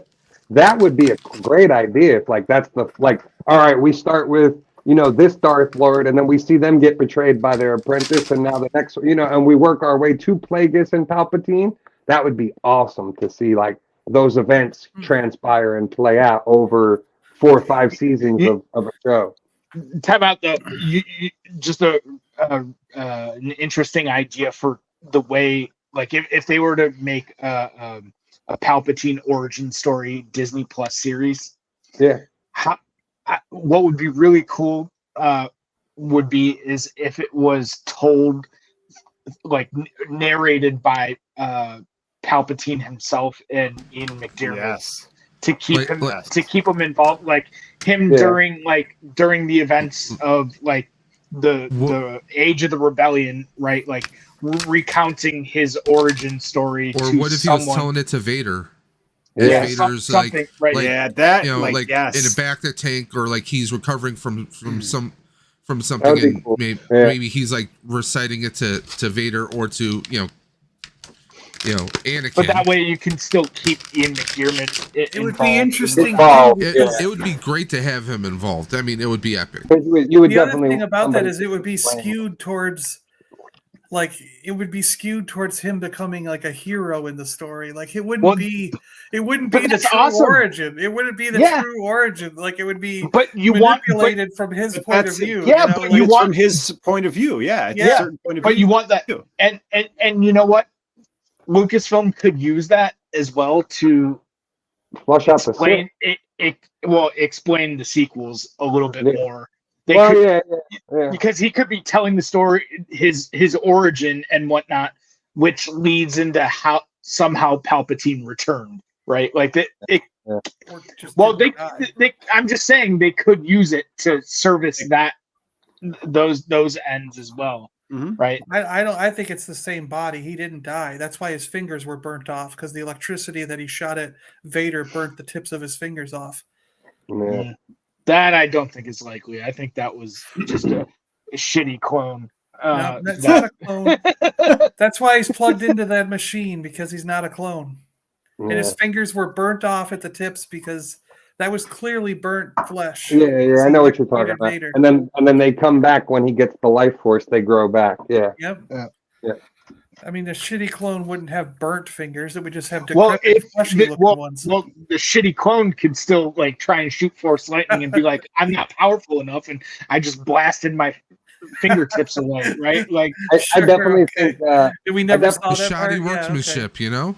I definitely think Gideon was a clone, though. I think we have not seen the last of Gideon. I'm with you there. Nobody.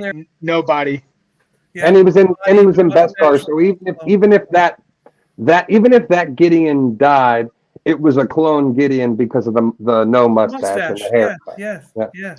It was a totally different head. And I could even see a scenario where like Thrawn's doing everything he's doing in this, and Gideon's the one who shows up out of nowhere and kills Thrawn. Like I could see that being the little like swerve of the whole story is like, you know, here comes Gideon swooping in and kills Thrawn himself.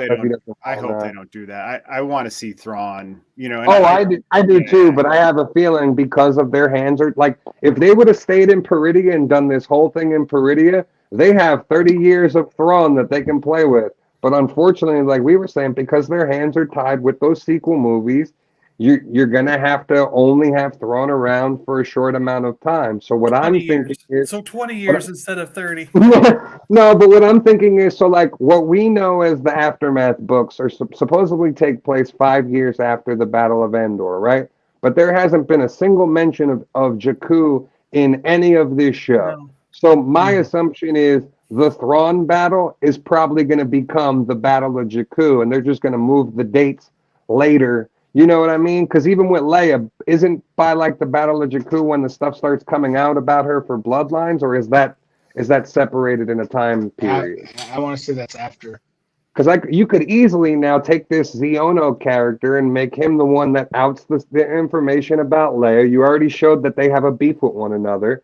He could be the one that outs that information. Leia goes and starts the resistance.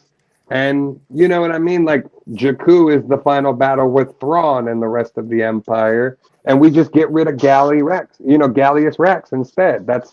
It's an easy way to do it. And then, you know, now the First Order after the battle with Thrawn launches off Yeah, I mean, anything's on the table. It's clear that the like live action shows and films will supersede anything that's done in any of the other mediums. But I really, really, really hope they can find a way to not step on their own toes and retcon stuff that they've done. They've already wrecked a few comic book series and and the Ahsoka novel. I'm just fine. Like, those books are fine, and that story is good. So it would be easily to just say, okay, guess what? We're just gonna that same story happened, but we're gonna make some tweaks, and it's just later in the timeline, and it makes sense to me. It's like, all right, Jakku ends up being the final stand of the Empire, like we already know it was, but instead it's with Thrawn leading them, as opposed to some unknown character that hasn't been introduced. You know what I mean? Yeah. Well, we haven't seen Ray Sloan. No, she wasn't in the Shadow Council. Nope, but what's his name was Hux's dad. Oh, and Brendel Hux. Yeah. You know that was what's his brother? Yeah, in real life, And then hopefully, as he gets a little older, the father will come into play, because that's who I really wanted to see his father play his father. You know what I mean? And I thought that would have been a nice little touch. But it's interesting. They have a lot set up, and you know, like we were saying, and I guess the the main overall topic is what we were talking about was the fact that a lot of these Disney shows follow that same pattern and method, and I think we need to get more back to Mando season 1 and season 2, where like we're getting little payoffs as the show goes on, as opposed to all of these things being pushed to the end. You know what I mean? And like waiting for the last episode. Oh, we got to find out 10 pounds of shit in a 5-pound bag when the season. Yeah. You know I mean? like mini reveals each episode, and then it kind of like Peacemaker did that. Like you found out who his dad was in the 6th or 7th. You know, like it didn't make God, you I wait. can't wait for season 2. You know what I mean? Like. I mean, you got more of that in Ahsoka than you did in other shows. I think. Yeah. I'm talking about as a whole on Disney's level, like not even just Ahsoka. I'm talking about across the board on Disney. Yeah, and Marvel and Star Wars. They follow this cookie cutter method of like, hey, the 4th or 5th episode halfway through the season is like going to be your big episode where people are going to be talking about it, and then nothing else is going to happen until the finale, and then we're going to throw all this shit at you in the finale. It's all not necessarily consequential. So every show is different, but as a whole, it's not like those early episodes are filled with nothing. They're good. It's just I think that like rapid acceleration just hits like a J curve, like in the last, at least the last, if not the second to last episode of this season, whereas like it should be a bit more gradual and ideally like longer shows that kind of like, or maybe they need to get converted. Yeah, longer episodes. Longer episodes. Longer episodes, longer seasons. I know this stuff costs money, but I'd even be fine with one person directing, not 12 directors and different. Yeah, well, that's how like all TV shows are like though. Yeah. Like all TV shows have always like in TV, like the directors aren't as big of a decision maker as the writer producer, right? You can't show the cat and then not show the cat. This is Simba. Oh, no, Simba. What a good kitty. She was the neighbor's cat, and the neighbor passed away and left the cat outside. So she walked over to the house and just said, "Hello, I need to home now." Oh. So my brother took her in. That's wonderful. What's up, Fabulous? Good to see you, buddy. No one came to the house after the people died. Hey, Dre. Lady died. What's up, Dre? Thanks for hanging out. The kids just basically boxed it up and didn't even care to find out what happened to the cat. They just left it outside. That's horrible. As a cat daddy, and 2 of them are black cats. Thank you for taking her in, because those black cats are like the ones that are the hardest to adopt because of, people think bad luck, and some people adopt them for other purposes. So thank you for taking her in. And now she's fat. She's gained like she's not 20 fat. She's big bones. Listen, she's very loved. She's not fat. Okay. Yeah. If I were there, I'd be dead right now. I'd be in anaphylactic shock. Oh, you have allergies. Yeah. Deathly allergic to cats. Yeah. I love what Dude said. Dude was like, the first thing my daughters asked was, "Can we get cats now?" And I was, "We can get 2." And I was like, "Yeah." You can't have a cat, but you can have a lightsaber. Yeah, no, I thought that was a great way to break the ice for you, and probably made you feel a lot better about everything. Yeah. I just thought 100%. That was fun. I'm actually looking forward to that. I can't wait. Yeah. I can't wait. So we're arguing over names now, of course. So the only name we all agree on is Pork Chop. They want to name a cat Pork Chop. One Pork Chop. Okay, all right. Pork Chop, and it comes from Groundhog Day, where he's like, "What's up, Pork Chop?" Yeah. So I'd like to name a cat El Duderino, and they looked at me like I farted in church, you know what I mean? Like no. I'm like, what about Donnie? What about Walter? They're like, no, none from your weird movie, Dad. Walter.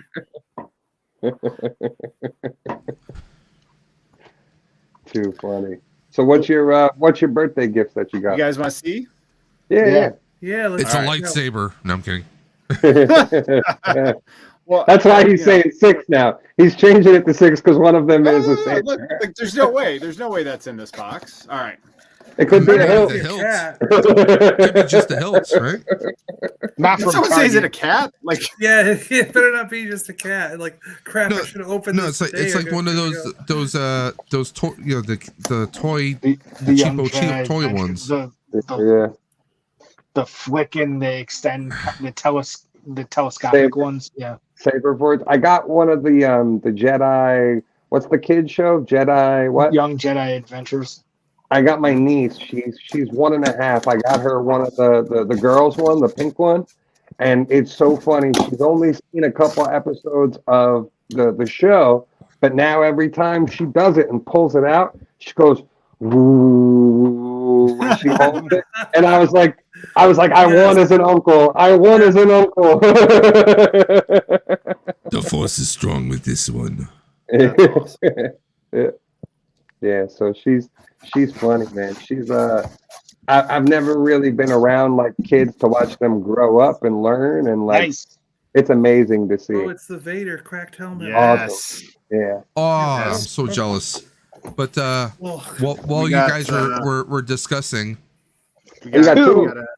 Yeah, well, one to rock, one to rock and one to stock. Yeah, dude, for this, yeah, because this is an opener. Like, I got to have this open. Yeah, And, yeah. they gave us like 13 Obi-Wan. Like, it was like a Barbie collection, like Obi-Wan and like 8 different outfits. So yeah, Yeah, dude, one to rock, one to stock. But I'm not going to open anything until I move. So this will Yeah. be it'll be fun because there'll be many offerings made once I'm in the new abode. So there is one more. If you guys want to see. So this is in a bit of a larger box. oh, that's the lightsaber. Okay. That's the lightsaber, yeah. What? Shoes. 10 It's in pairs of shoes. And there's the shoes. Yeah. Those are shoes in this. All right, let's. I Are take you it guys back. ready? Maybe you By bought the way, those. no one gets the name of the girls that broke my pinky fingers. It's disappointing. All right, you guys are gonna be totally shocked with this.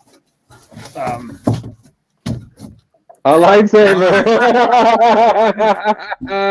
So this is he's number, got Luke's. this is number Nice. 5 now. Now it's a collection. That's why he's pushing it to This 6. is number 4. This is number 4, and we all agreed 6 was a collection. Thanks to Amazon for packing this up. The box got dinged in the back. Well- That's a bump. Well, Nice. dude, you said you already have Luke's, right? No. That This is- Luke's. Okay. Yeah, he I got have Kenobi. Revan, Vader, Now that's the Obi-Wan, one. and now Yeah, Luke. that's the one you can switch the ends on, right? Yes. The new Is it? one, yeah. Yeah, my Luke is just the fat end. I don't Yeah. have the interchangeable. I've got the old one from way back. Like, Yeah, and of that's a course, cool- Luke, you got to have Luke's saber, right? Like this, Yeah. I mean, if you guys were like me, I mean, that's why I have green Yeah. in the back, right? Like, because it's just, Yeah. I just remember when he lit that up in Return of the Jedi. I was like, Oh, yeah. Same. I know, I was like, oh, green lightsaber, Luke. So my lightsaber color has always been green. Yeah, So So- that's cool. So I've been That's right. unboxing figures the entire time. Maybe I'll do this one next. yeah, hang on. Which one? Oh, that's the Luke. Nice. Yeah. Yeah. Nice. So happy 46th birthday, and one more, then it will. Well, I'm at 4, so 2 more, and then it'll be a collection. So who do you have right now? What do you got? You got Revan, So, Vader, Revan, Obi-Wan. you got Vader, Revan, Obi-Wan, okay. and yeah. And the Revan is cool, man. Have you guys seen that? Yeah. I And you have That it. thing is cool, and it switches between the purple and the red. That is awesome. That thing. when I is I build one, whenever I go to Galaxy's Edge and get to build one, I'm making a purple one. That's been my. Yeah. Okay, Sam. I've held out. Yeah. The Revan, You gotta be the Sam Jackson. Yeah. the Revan yeah. one isn't as much aluminum as I would have expected, though. Okay. It's, the material Compared to- felt slightly different. compared to the other Force Effects Elite sabers, it seemed a bit more on the cheaper side compared Yeah. to some of the others that they've made. I only have the dark saber, and then I had pre-ordered the Sabine because I thought that was going to be Ezra's saber, but I canceled that one, and now I'll wait for Ezra's saber to come out, and then that'll be 2 to my collection. So, not a collection because I have not a yet to get one. The collection. I've yet to get one, but if there's any vendors selling sabers at NYCC, I might just grab one. Yeah. Because so if you guys can have any saber, then what saber is it? Like, I would really just like to build one. That for me, that's going to be like the pinnacle. It's like when I can go to Disney and actually do the experience, because I've heard John talk about it, I've heard you talk about it, I've heard Eric. So I'm really excited, and I'm hoping now with Ahsoka, maybe Hu Yang shows up in the park during that experience. That would be a fun. That'd be cool. Cool Fun would that be? Yeah. That would be cool, but that ain't happening. You think Disney Parks is investing the money to put No, Hu but Yang in? they could at least they could have him like on the screen or something. You know what I mean? Like they could do something like that. That would be a fun way. That requires money. Yeah, I could see it happen. So I can see them doing some tweaks because they're going to have to. Unfortunately, their sequel trilogy and sticking to only the sequel stuff. I know that's what they're. I know that's like where they're putting their foot and planting the flag, but they're incorporating the Mando characters. They're incorporating the Ahsoka characters now. It's only a matter of time before a lot of Mandoverse stuff gets expanded upon. And I've spoken with someone who's like high up working in the parks that my friend up in Orlando knows, and he introduced me to them, and we spent time talking to him at lunch, and he said they don't know when they're going to do it. But when you enter the park, it's going to be the sequel area by Rise of Resistance, that ride. And when you walk out of the Millennium Falcon, that's going to turn into original trilogy. And the Falcon is going to get an additional, you will still have the ride that you have currently, but they're also going to add additional adventures that it can go on. So or it won't be Honda. So when you go on that ride, it'll rotate through 2 and eventually 3 and eventually 4. Right. Somewhere Kind of like they're going to like make on it like Star Star Tours, Tours, where it's different rides. That'll be difficult though with the Hondo pre-show that they have. They said they're just going to rewrite what he says and stuff. They're just going to do it. And then the back corner where you have that he's still alive throughout that whole time period. The back corner where they have the TIE Avenger or whatever, that TIE Reaper, whatever the hell that is. TIE Echelon. And that First Order store, that's going to be replaced with a prequel ship, and the store is going to be prequel stuff. So there'll be something from every era in the park, but they originally wanted to start doing it like a couple years ago, but he thinks that COVID slowed it down, and then it's been slowed down even more because of recent turmoil with who's in charge of Disney and who's doing the park stuff. But they still talk about it in meetings as if they're going to do it someday. Because it's smart. Because they already have a Mandalorian costume. He's holding on to Grogu walking through the park. Only in Disneyland. Only in Disneyland. And now he's coming to Disney. He's coming to World. We've seen pictures of him already. I met Fennec Shan last summer at Disneyland. And it was awesome. Yeah. Dude, when we took a picture, she was like scowling in the picture, and I looked at her. I go, thanks for the smile, and she goes, that's insulting. That's the biggest one I've given anyone all day. You know, like, it was just awesome. And my daughter's like, who's that? Like, she's like, who is that? Her and Chopper are in Disney now. They got them walking around. They got Ahsoka walking around. So I mean, it's only a matter of time. And they're smart if they do appease to everybody, man. Stop. I don't understand this whole they doubled down on their own mistake to try to prove a point. Like, oh no, this is great Star Wars. We're gonna put all our park and everything behind it. And it's like, you know how much more money you can make if you catered to every era of Star Wars. Yeah, exactly.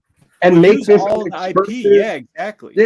Yeah, and make it expansive. So when we come to Galaxy's Edge, hey, we can go through the OT, we can go to the prequels, we can go to the sequels, we can go to Mando era, and have something for each part. That would be awesome. Yeah. Awesome. I think it needs to be anachronistic, right? Just everything's in there, and I think everyone here has heard my thoughts on what I wish they would have done, and they clearly didn't do that with the parks and for Star Wars. But at this point, if they're going to diverge from the Groundhog's Day kind of trope for Batuu being it's the same day you're living over and over and over again, especially with Galaxy's Edge or with the Galactic Star Cruiser not being in the mix, because that narrative played into that day as well. What I would prefer they do is make Disneyland and Disney World different, do unique things at each.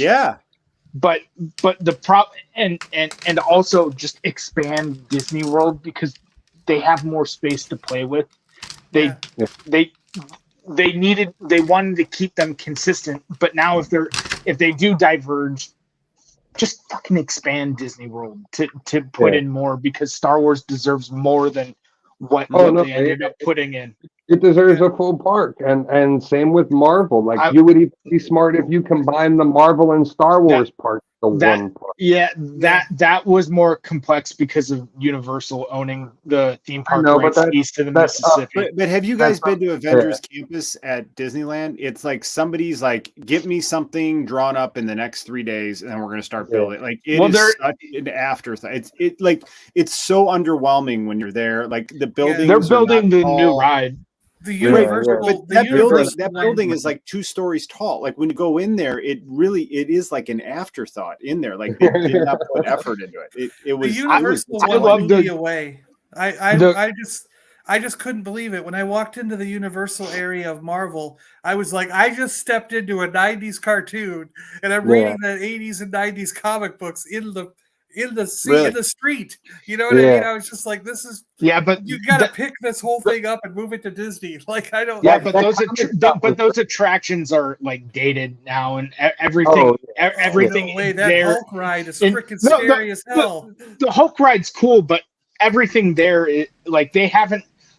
The last time I was at Islands of Adventure was 2016 for my honeymoon, and it was. Like, it wasn't kept up very well. It was still as if it just opened in 1998. Yeah, it was the same thing. The comic shop's cool. It was a lot of fun when I lived in Florida. I used to work backstage. Freaking awesome! It's a whole other episode of the cartoon. Universal, so, like, I used to work on the back lot, so it was a lot of fun, like, being able to go into Universal and go to the comic shop, go do different things, and it was fun. That's where I'd spend a lot of time was at Islands of Adventure. So it was cool. Hello, Brian. Thanks for hanging out. Yo. All right, guys. So we're nearing 9 o'clock. Any final thoughts? We definitely didn't stay on one topic today. But it was fun.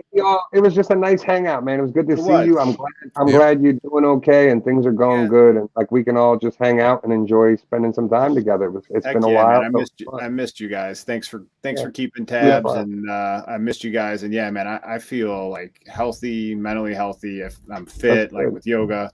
Like, this is the best I've felt, since I had my seizure COVID, man. So I'm like on the mend, and I feel good, man. It's like you pushed through some hard shit and came out on the other side. So I'm, and what's cool is, like, I just always appreciate everyone checking in, having my back. And the biggest thing I'll say to everyone is I think a lot of us struggle, especially guys.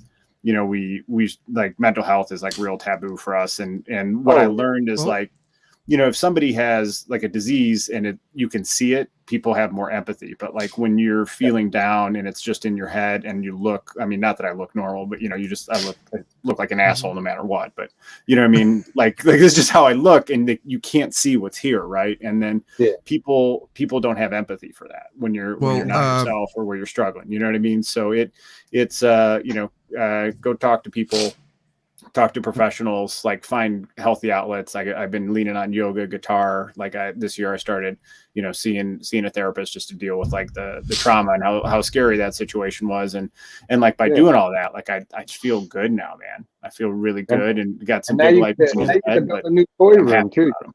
You get to do what I just did and have to build a new toy room. well, before I get to build it, I got to take all this shit down, which just as it got. I finally got it. Like, I finally got everything. That's what happened to me too. like everything, and it's because like I had it, and then I put the guitar stuff in because I was like, I need an area for my guitars. I want to have that section. And now you have it perfectly the way you want it. And I finally did, and then it's like, you know what? Let's just blow it all up. but honestly, I'm genuinely happy for the change, and it's a good change for the people involved, and it's there's some sadness with it just in relation to the kids, but other than that, like I'm ready, and I feel really healthy, and I'm looking forward to that next step, but I'm not looking forward to packing the shit up. Well, remember to take pauses and breathe and calm down whenever some of that stuff does not fit back in the box. I carried Triptychon up there. I carried him outside the box because for the life of me, I could not get him back in the box. That's what I'm worried about. I got all the boxes over there. And Triptychon would not go back in the box. I'm like, come on. How the hell did they have this thing in here? I'm like, what's up, AJ? The legs off? Like, what? And that's my concern with this here. Like these two, are they gonna go back in? And then I got, and then I'm thinking, like, do I just take all the figures and just gently pack them together, or should I take them and try to because I kept the boxes. So do I put them all back in the box? But I love this zip. I did like a large Ziploc bag for each figure, so you can have your accessories in there. That's what I did. I did Ziploc bags for each figure and just put them all in one bin. But the one thing I would advise is keep the accessories with the figure. Because if not, you're going to have to do what I did, where I had to dump all the accessories out on the floor and literally sit through one by one and go, okay, this goes with this. This saber hilt goes with this one. I got this problem. This is my accessory bag. I laid them down. Carefully in a box, and then all the accessories fell to the bottom of the box. So once I dig this out, tackle boxes work really good. It's all broken up by heads, brands, accessories, guns, effects. I have a box like that I used for a while, and then like I tried to sort it. And then I forgot like my sorting method. So it just became a cluster. But it's the packing up won't be fun. Once I know where I'm going, and then that'll be fun getting to pick something new out, and then setting it up. But dude, like you're talking about like mental health. In fact, this morning, me and Dre of Collector Safe Space, last month we started doing a monthly stream on mental health. So awesome. if that's because, like you said, there is a stigma, especially with guys that just suck it up, buttercup, and but it's mental health's a real issue. I mean, we always tell people we're not professionals, but we try and get information. Like there's actually for suicide and other issues, there's actually a YouTube channel, 988. There's a texting services. There's a lot of free services for people out there. But and also we're encouraging that if anyone wants to come on and discuss issues if they're comfortable with it. Let me know. Let me know. I'll let you know when the next one's going to be, because we're looking around November 4th. We actually did it at 11. Actually, it was 11:30 this morning. But we try and do one like once a month. Like a 1 hour stream. So.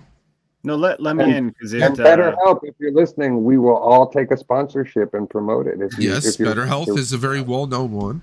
We'll all take that sponsorship. So please reach out to us. So I'll let you know when we have everything cemented.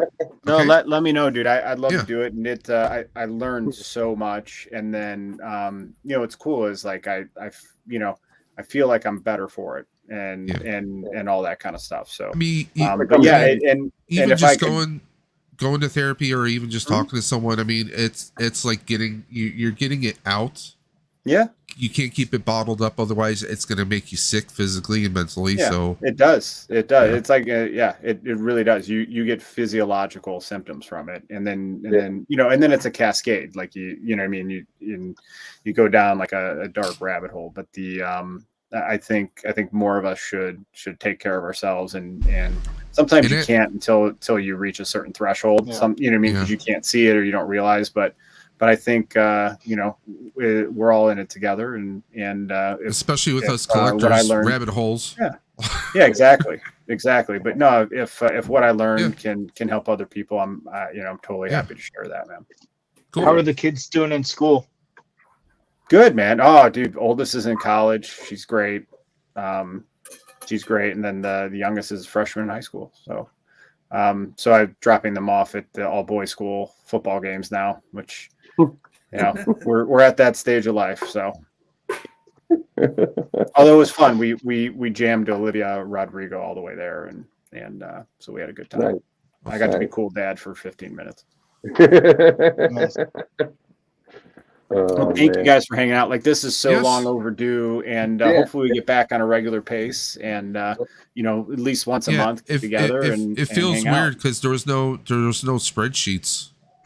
Okay, so here's what's crazy. Okay, so my new job has some similarities to the old one, but so I'm a senior director of sales operations, and so I have to do a lot of spreadsheets.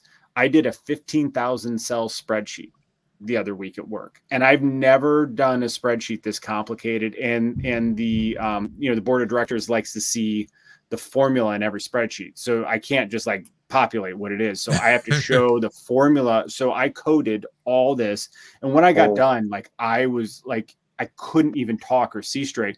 But then when I got the next week, I'm like, holy shit, I did. Like, it was like I gave birth. You know what I mean? Like, I've never done a project that intense. Proud Papa. But once I did it, I was like, all right, I did that. Now I can, you know what I mean? Now I know I can do it. Please don't make me do it again. And they're like, no, you're doing one of those every 6 months. I'm like, oh shit. So, but it's cool. Like I get to use the skills I had before, and then there were some skills I had that were maybe at this level. Now I have to develop other things to this level, and it's giving me like a broader perspective of being in a sales leadership role. So it's really cool. It's like I'm being challenged, and I really like that. Yeah, I can use my noggin a lot. I can definitely appreciate that because I shifted gears. It's 8 months now. I'm working for VA education claims, which is completely different than working for Spectrum in a call center. Yeah. After 9 years, so I can definitely appreciate like changing everything. It can be daunting and scary as hell, but well, now that I'm 3 months in, I got my feet under me. Healthy. Yeah, I'm like a little more comfortable, but like the first few weeks they was stressful. It was a cluster bleep getting on board and stuff, but the change was good, and the job isn't where I was before is really toxic. I was traveling like 100 nights a year, and like, being in hospitals every day for medical device sales, like those are rough places to be, and it kind of wears on you after a while.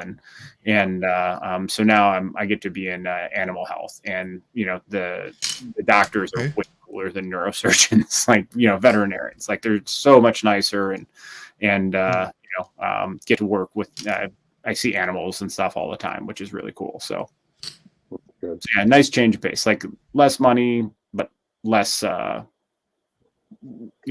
Comes with less strings, I guess. Drama and stuff. So, that's better. That's better. I'm glad. And anytime you want to do this, we're all more than willing to. Heck yeah, man. No, this was great, and honestly, it was fun opening up my gifts with you guys because I kept them in the box on purpose. So my fourth lightsaber. Yeah. So and it's awesome, man. This is gonna go great with the other three. Looking forward to the review on it.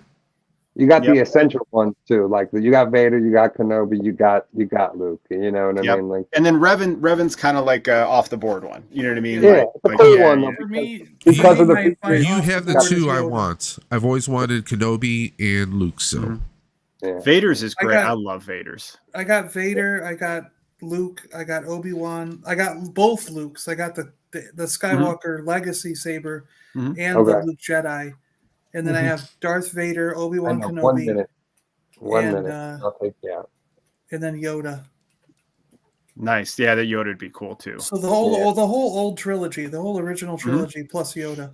John had to get Yoda. Of course.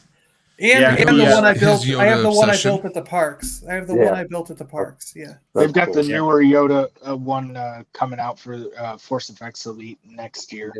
The Mando one, right? The one.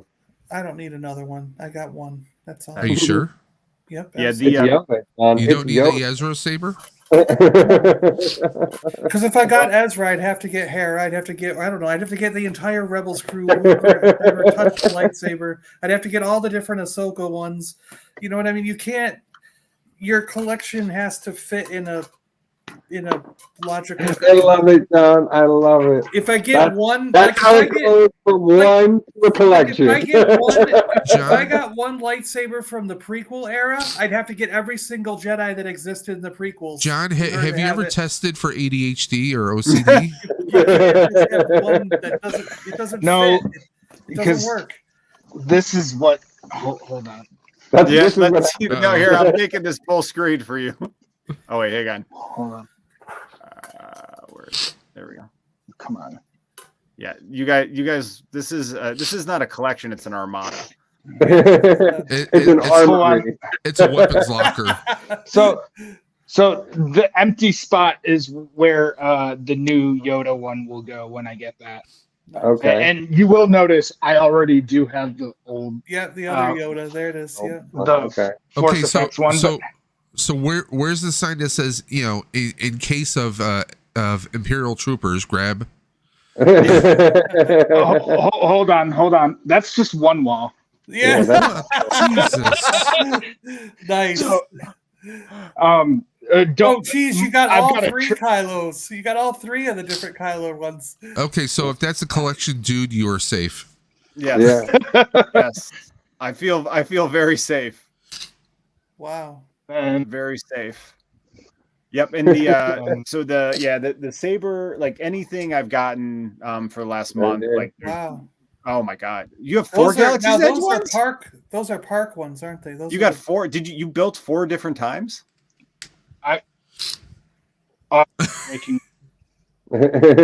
Sorry, that's awesome. You're breaking up a little bit, yeah. That's cool, man. And if you guys haven't done the Galaxy's Edge and it's on your list, it is worth. It is. Yeah, I really honestly, want it as an adult. If you guys haven't, the video is probably 2 years oldish, but like my daughter filmed me doing it, and it is one of the best experiences I've had as an adult, man. It was like me as like 8 years old building. Like as soon as you start, man, it was and I would go do it again in a heartbeat. I would go do another one in a heartbeat. I mean, as long as everything with my job works out, I'm hoping because if everything works out, April I get a massive increase. Nice. To the point where me and the wife would then be able to take a proper trip. So I've never been to Disney, so at all? Definitely want to do that. When you go, let's talk, and because I will give. Well, I remember you were saying that actually the Universal was the better enjoyment the last time you went. It was the better experience because Disney felt like Great America, and Universal felt like how Disney used to. And again, I look at it as a DVC member. I've been a DVC member 12 years. And the perks they've taken away from the DVC members, and like no one said welcome home to me last time, and I know that's a little, but like that's a big thing when you pay a tithe to them every year to have that and stuff. But it just like we still had a blast. Like we had an awesome time, but it didn't feel like Disney. So I would go back and build a lightsaber again. I still think Disney's a superior park, but yes, the park Universal was. I was blown away when I went there. It was Universal stepped up their game. Yeah, they really have. They saw an opportunity. Yeah.